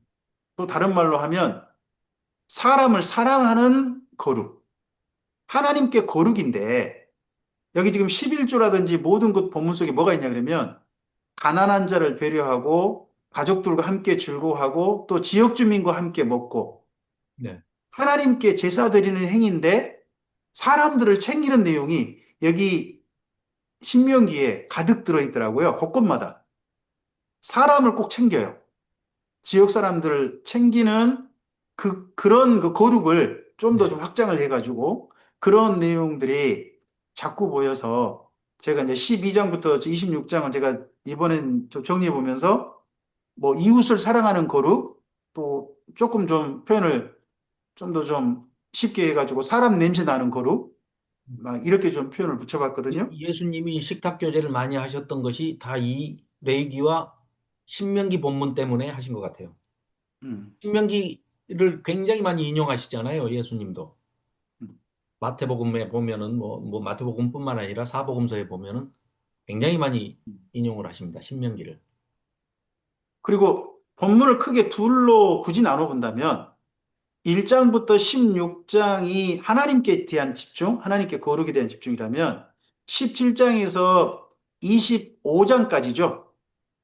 26장은 저 에발산 그리심산에서 예, 예. 복과저주 선포하라 그쪽 내용이 중심이니까 27장이 그런가요? 27장으로 그럼 26장 예. 첫머리까지 거기 부분은 진짜 그 전에 레이기 19장 버전을 자세하게 사회생활 곳곳 내용들을 자세하게 이야기하는 경우를 들어서 이야기하는 그런 버전으로도 또 굳이 구분한다면 12장부터 16장 그리고 17장부터 26장 정도까지 그렇게 또 할 수 있을 것 같고 그리고 저 한 군데 이거 봤는데 26장 맨 뒤에 보면 보배로운 백성이라는 표현이 있습니다.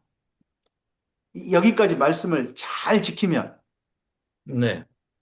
여기 신명기 맨 뒤에 예, 16절, 26장 16절. 예, 16절 거기서 또 끝에 본문 거기까지 딱 보면 이게 저 같은 경우는 출애굽기 19장 5절 6절이 딱 떠오르더라고요. 네, 네. 하나님의 보배. 예, 거기 말씀하고도 연결해 볼 수 있는 그럼 뭐 여기까지 말씀을 쭉 하고 난 다음에 이 말씀들을 지키는 우리가 되어야 하나님의 보배로운 백성이 되는 것이다 하는 강조가 있고 그 강조가 맨 먼저 출애굽기 19장 5절 6절에 하나님께 이스라엘 민족에게 언약을 베푸시기 전에 하셨던 프로포즈 이스라엘 민족을 향한 그 말씀하고도 여기가 또 연결해 볼 수 있을 것 같습니다. 그 부분 정도 저는 다시 한번 읽어보면서 그건 좀 살펴보겠습니다. 네. 저는 제가 할 이야기 다 한 것 같습니다. 목사님, 저 11조 말씀하셔서 네. 그 그러니까 11조를 이제 백성들이 내고 지금 오늘날 교회에서 또 성도들이 내시는데 그 사용처가 그러면 아까 신명기에 근거한 목사님 설명으로는 백성들, 가난한 사람들하고 같이 나누는 용도로 쓰는 게 가장 적절한 거네요. 세 개의 용도가 있더라고요. 세 가지. 첫째는 가족과 함께 첫 번째 그 11조 혜택 대상자가요. 혜택 대상자가 가족과 함께 제사 드리면서 그때 첫 번째 그 11조를 낸 사람이 혜택 대상자입니다. 아, 네. 첫 번째. 음. 두 번째는 레이지파 사람인 것 같고요. 그 다음에 세 번째가 3년에 한 번 객가 고와 가부 자기 성읍에 있는 사람 돌보는 거. 네. 이 용도로, 그러니까 세 가지 용도. 그래서 나중에 그 예수님께서 11조 안에 담겨야 할 정신 가운데 그 의와 인과 신이잖아요. 네. 의와 인과 신. 그때 인이 사랑을 베품이잖아요. 그러니까 11조 용도가 인이어야 한다는 거겠죠. 벌이는 정당한 의로움이어야 되고, 그리고 11조 용도는 인이어야 되고, 그리고 그 다음에 11조를 바치고 난 다음에 우리 삶을 하나님께 맡기는 신, 믿음. 이 세 가지가 11조 속에 담기는 정신이라고 예수님 말씀하셨는데, 그 가운데 인이 여기 신명기에서 말씀하는 11조의 용도와 관련된 표현이시지 않을까 싶습니다. 저는. 그 노 목사님은 그 요즘은 이제 우리가 이제 지금 민주주의 시대에 살면서 세금을 많이 내기 때문에 네. 11조를 안 해도 되지 않나 이런 식의 표현을 하셨는데 거기에 대해서는 어떻게 생각하시는지 좀. 노 목사님 의견 일리 있다고 생각합니다. 하지만 저는 우리 성도님들께 11조 합시다. 합니다. 우리가 교회에서 가령 교회에서 용도가 우리 교회에서 성도님들이 11조도 하시고 물론 성도님 수도 자원해서 하십니다. 다 하라는 이야기도 아니고요. 하실 수 있으면 하십시오라고 하는 거니까.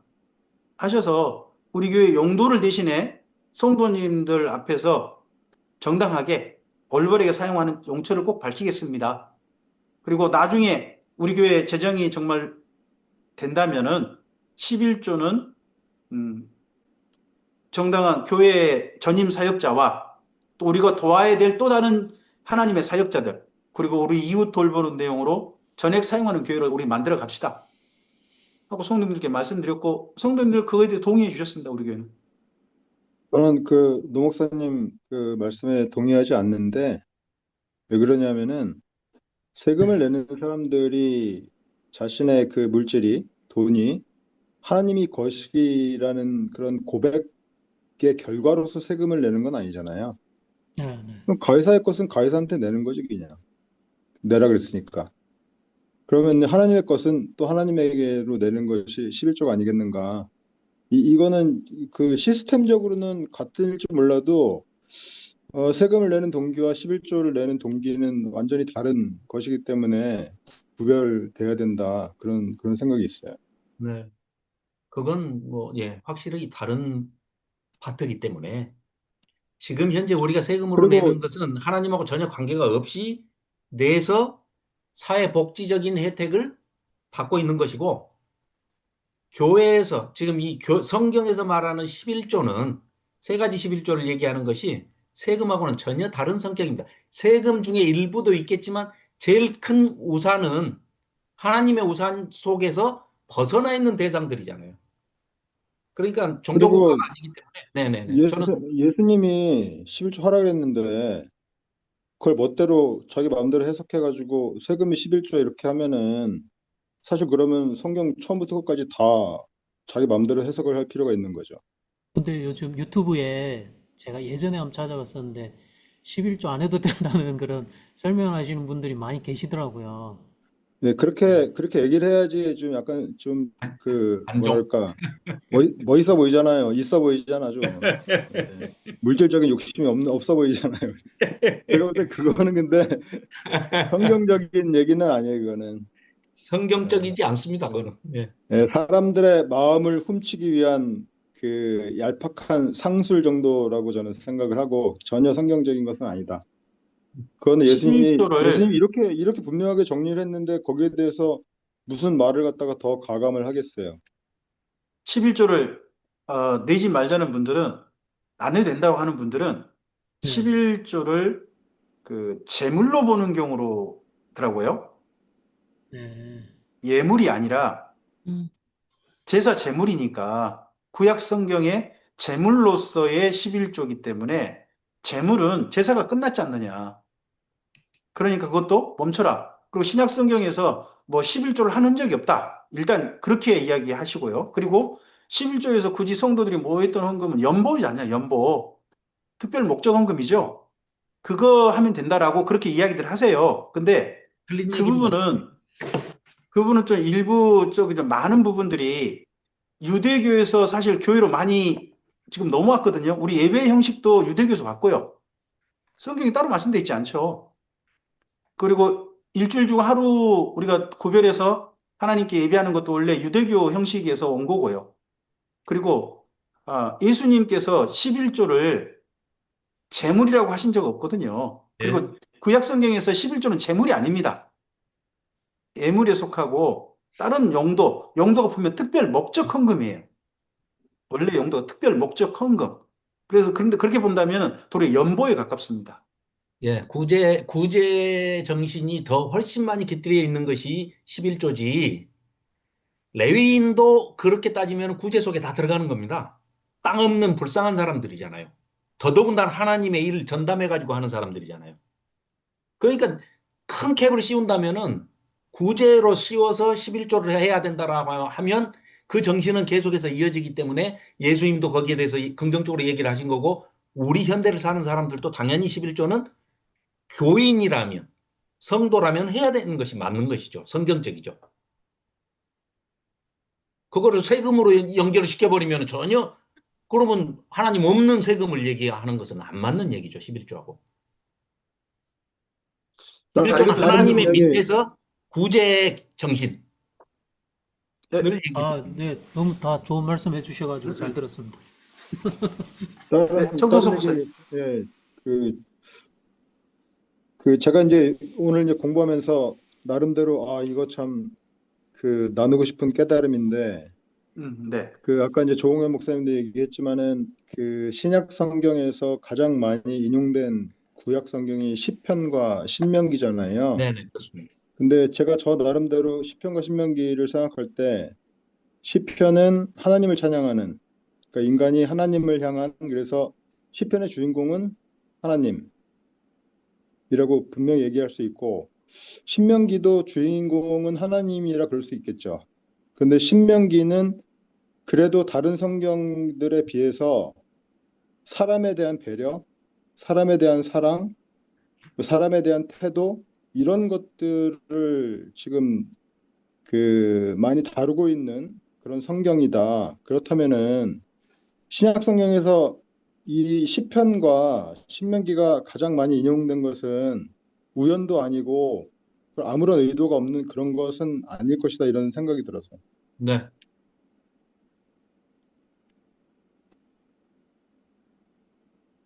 네. 오늘 본문을 어느 정도 우리가 좀 읽어보셨으면 좋겠어요. 사실 그 조입사님께서도 정리도 해주셨습니다만은 그 들어가 보면 좀 세부적인 내용이 그 작게 들어있는 게 제법 많아요. 큰 제목 잡아주신 것 말고도 작은 내용들이 있거든요. 그런 부분도 함께 보시고 또 장별로도 한번 정리 한번 해보시고 하시면 신명기 내용이 제법 우리가 참고해 볼 만한 내용이 많습니다. 또 심지어 어떤 분들은 율법을 실천하지 말자고 그러는데 신명기 말씀을 읽다 보면 이런 율법을 우리가 실천해야 되겠다. 지금도 이웃사랑하는 마음으로 이건 실천해야 되겠다 하는 그런 부분들이 제법 많이 보입니다. 그러니까 이 본문들은 꼭 한번 좀 우리가 다루는 이 시간만 멈추지 마시고 개인적으로라도 꼭 좀 한번 읽어보셨으면 좋겠습니다. 하나님께서 원하시는 마지막으로 것을. 이거는 어떻게 생각하시는지 한번 뭐 네. 답은 없는데 14장 28, 29절인가요? 매 3년 끝에 음, 또 11조를 하라고 그러잖아요. 네.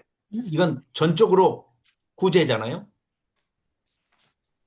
매 3년 끝에 그 해 소산의 10분의 1을 다 내어 내 성읍에 저축하여 너희 중에 분깃이나 기업이 없는 레위인과 내 성 중에 거류하는 객과 및 고아와 과부들이 와서 먹고 배부르게 하라. 그리하면 내 하나님, 자, 이렇게 하는데 이거는 자 11조는 해마다 낸단 말이에요.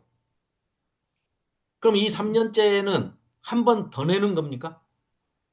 그 부분을 네. 26장에서 한 번 더 반복합니다. 네.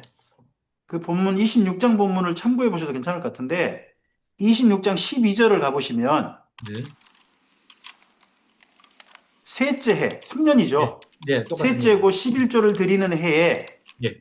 내 모든 소산의 11조 내기를 마친 후에 그것을 네. 11조를 그러니까 그것을 이게 한 번이면 해마다 내는 것이라면 네. 이렇게 굳이 할 필요가 없잖아요. 그러니까 이렇게 저도 이걸 읽을 때 네. 10에 이때는 3년에 한 번은 10에 2조를 해야 된다라고 생각을 그렇죠, 그렇죠. 하셨거든요. 그러니까 그런 생각이 들어요. 근데 여기 12절 본문은 네. 12절 본문은 셋째 11조를 드리는 해에 내 모든 소산의 11조를 내기를 마친 후에 11조를 다 드렸어요. 근데 그것을 바친 그것을 레위인과 객과 고와 과부에게 주어 내 성읍 안에서 사용이라고 돼 있거든요. 그러니까 그러니까 3년에 제가 이전에 저는 이제 매 3년마다 한 10에 2조를 해야 한다고 제가 그렇게 생각을 했는데 이번에 읽어보면서는 그냥 11조 같거든요. 단, 이게 근데 목사님 네, 세번역에는요 네. 새해마다 11조를 드리는 해가 되면 이렇게 돼 있어요. 그러니까 이게 세 번째 해마다 10에 2조를 드리는 게 그렇죠. 더 맞을 그래야 이게 것처럼 거기도 그것이라는 표현이 들어있나요? 그것을 그건 없어요. 그건 없어요. 12절에 그것이 여기 밑에 그것을 그것을 그러니까 마친 후에 그것을 그러니까요. 12절을 제가 한번 읽어드릴게요. 네, 세 번역을 네, 새해마다 11조를 드리는 해가 되면 네, 당신들은 당신들이 모든 소출에서 열의 하나를 따로 떼어서 네. 그것을 레위 사람과 외국 사람과 고아와 과부에게 나누어 주고 이렇게 돼 있어요. 내 성읍 안에서 먹고 배부르게 하라 표현 없나요? 네네, 그것도 그 뒤에 있어요. 있거든요. 네. 예. 근데 그것을 이라는 표현은 없는 거예요? 그대로라? 그것을 이때니까요. 그것을 그러니까 그러면 그, 저는 3년에 한 번에 바치는 11조를 예전에는 10에 2조를 바친다고 생각을 했거든요. 근데 이번에 읽어보면서 이것이 그냥 11조를 바치는데 3년에 한 번은 용도를 다르게 해라. 내 성읍 안에 있는 사람들을 그러니까 돌보는 내용으로 써라. 그것에 꽂히지 마시고요. 그렇게 하면 그것을 레위인은 그럼 어떻게 해요? 레위인은 굶어? 아니, 세 번역에 내 성읍 안에 레인 책임져라. 아니, 3년에 한 번은. 세 번역에 나중에 보셔야 한번 세 번역에 네, 따로라는 표현하고 보시고요. 맨 앞에 네. 새해마다 11조를 드리는 해. 예. 새해마다 11조를 드리는 해. 이게 무슨 말이겠어요? 11조 매년 드리는데 새해마다 11조를 드리는 해는 3년마다 한 번씩 따로 11조를 드리는 해가 있다라는 의미죠. 세 번역에 의하면. 그러니까 이제 12절에 그것을 그 앞에는 11조 내기를 마친 다음에 그것을 이 강조한 거는 그냥 순차적인 그 시간 순서대로 쓰니까 그거 다 내 가지고 그걸 맛있게 다 오라고 그래서 함께 맛있게 먹어라. 그냥 그 묘사고 서술에 불과한 것이지. 그것이라는 지시대명사가 있기 때문에 이거는 10배 한 번 일만 얘기하는 것이다가 아니고 굳이 구분을 하고 대상까지를 다 포괄적으로 다 포용을 하려면 10의 2를 내는 것이 맞다. 제가 여기 새한글 버전 읽어드릴까요? 네. 3년째 되는 해, 곧 10분의 1을 바치는 해에 네. 그대가 생산한 온갖 것의 10분의 1을 바치는 일을 마치려 한다고 합시다. 네. 그러면 그 바친 것을 예.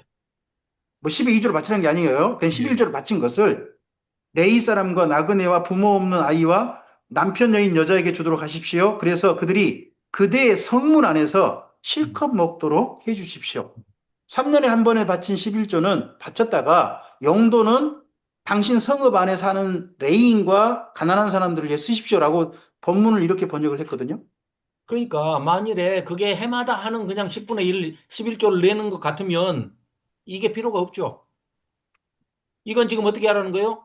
해마다 하는 건 하되 플러스해서 지금 하는 거 아닙니까? 본문을 그렇게 읽어야 되나요? 아니 그러니까 해마다 하는 걸 같으면 이렇게 쓸 필요가 없죠. 그 전 아까 용도만 바뀌었다고 봤는데. 새한글 한번 읽어보십시오. 목사님, 새한글 14장 28절요. 아, 14장 28절에 다르게 돼 있나요? 아니요. 그걸 읽어보면 의미 뉘앙스가 좀 달라요. 14장. 28절? 28절.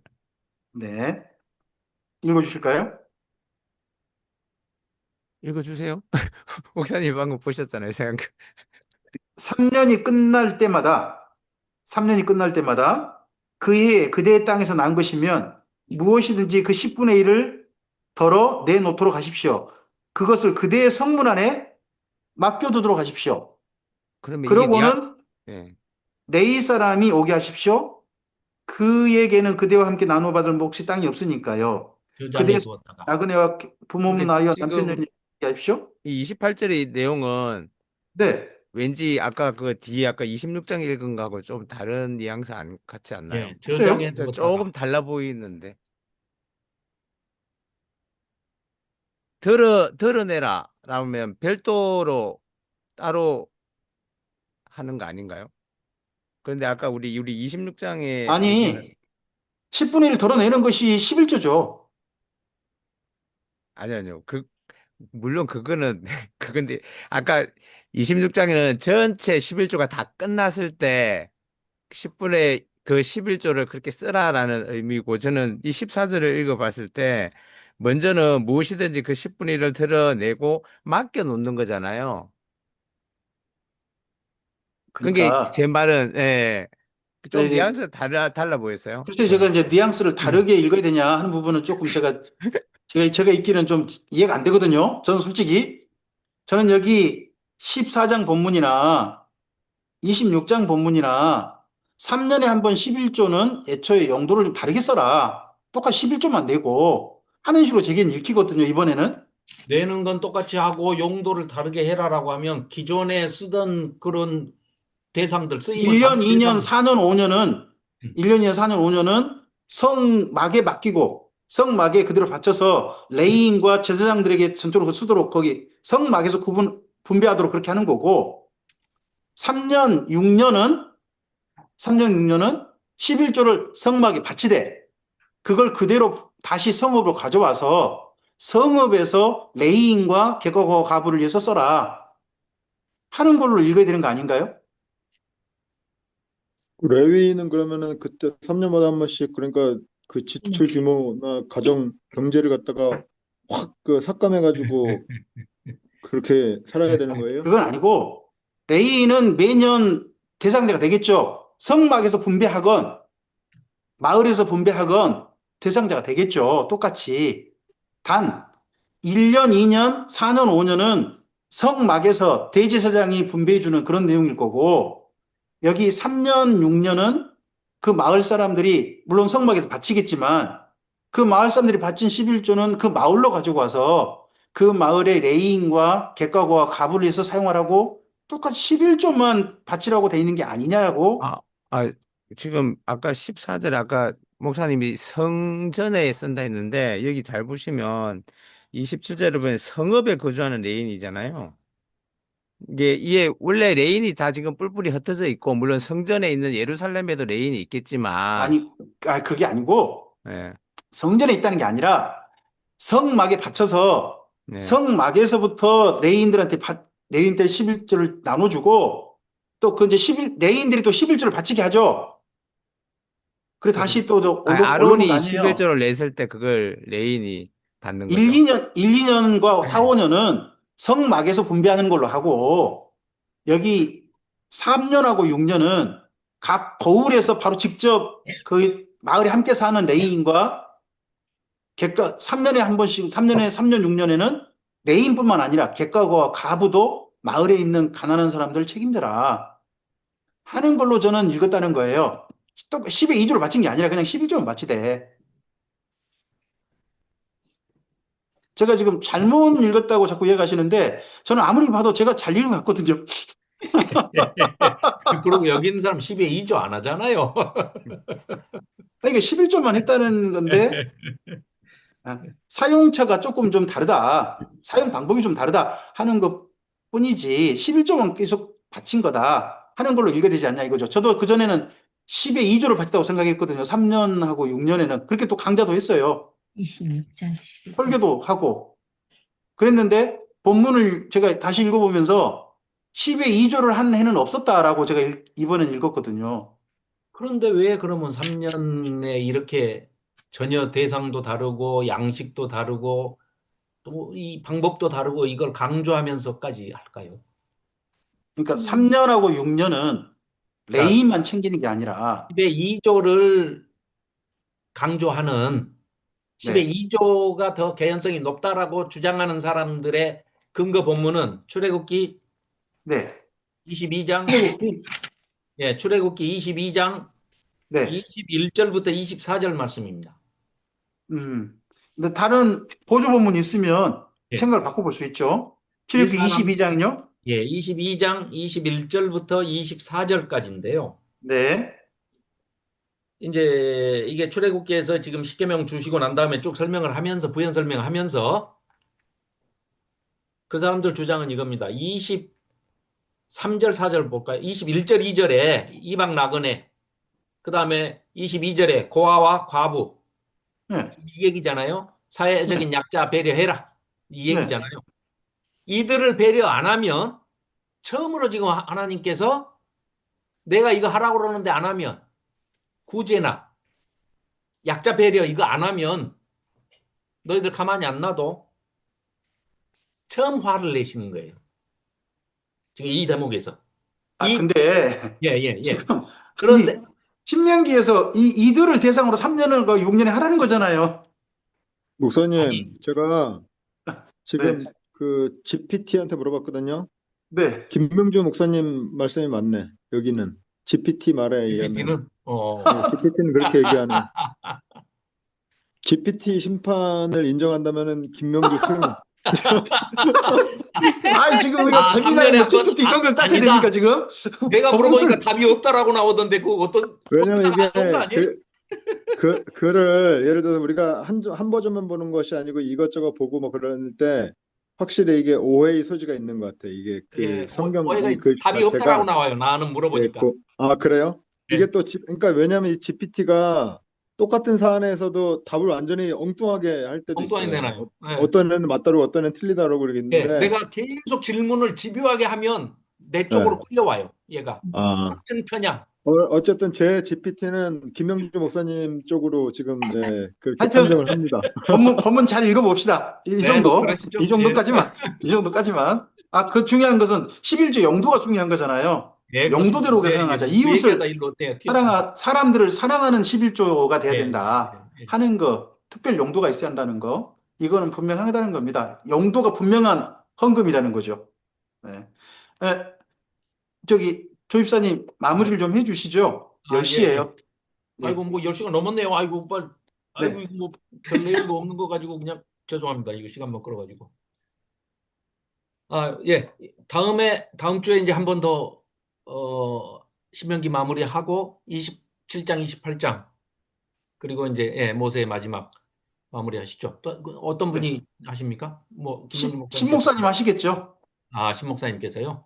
신민석 목사님 하시겠죠? 이번에는 제가 토스해드리겠습니다. 정 목사님 그러면 부탁해요. 정동선 목사님한테. 저는 전혀 저희가 안 돼 있어서 요즘에 죄송합니다.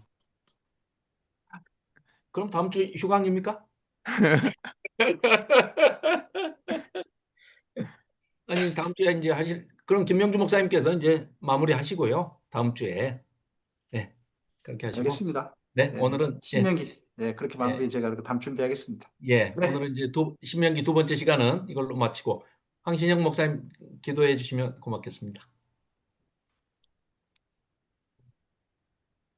사랑과 은혜가 많으신 하나님 아버지 감사드립니다. 늦은 시간까지 우리가 하나님의 말씀을 우리가 붙잡고 그 말씀 가운데 하나님의 진리의 말씀이 무엇인지를 우리가 또한 상고하며 하나님 앞에 더 나아가고자 하였습니다. 하나님 이 시간 우리가 나눈 모든 말씀들이 정말 하나님의 뜻을 우리가 온전히 깨달을 수 있는 그런 씨앗들이 될 수 있도록 주님 함께하여 주시옵고 이 말씀을 우리가 언제나 품으며 상고하며 더욱더 하나님 앞에 나아갈 수 있는 우리 모두가 될 수 있도록 늘 함께 인도하여 주시옵소서. 각자의 삶의 터전에서 우리가 주님의 자녀로서 우리가 주님의 뜻을 따라 살아감을 통하여 우리의 삶이 주님의 향기가 되며 모든 사람들에게 우리가 가운데 있는 하나님의 모습을 나타낼 수 있는 주의 거룩한 백성으로 살아갈 수 있도록 늘 인도하여 주실 줄 믿사오며 예수님의 이름으로 기도드립니다. 아멘. 네. 네. 예, 감사합니다.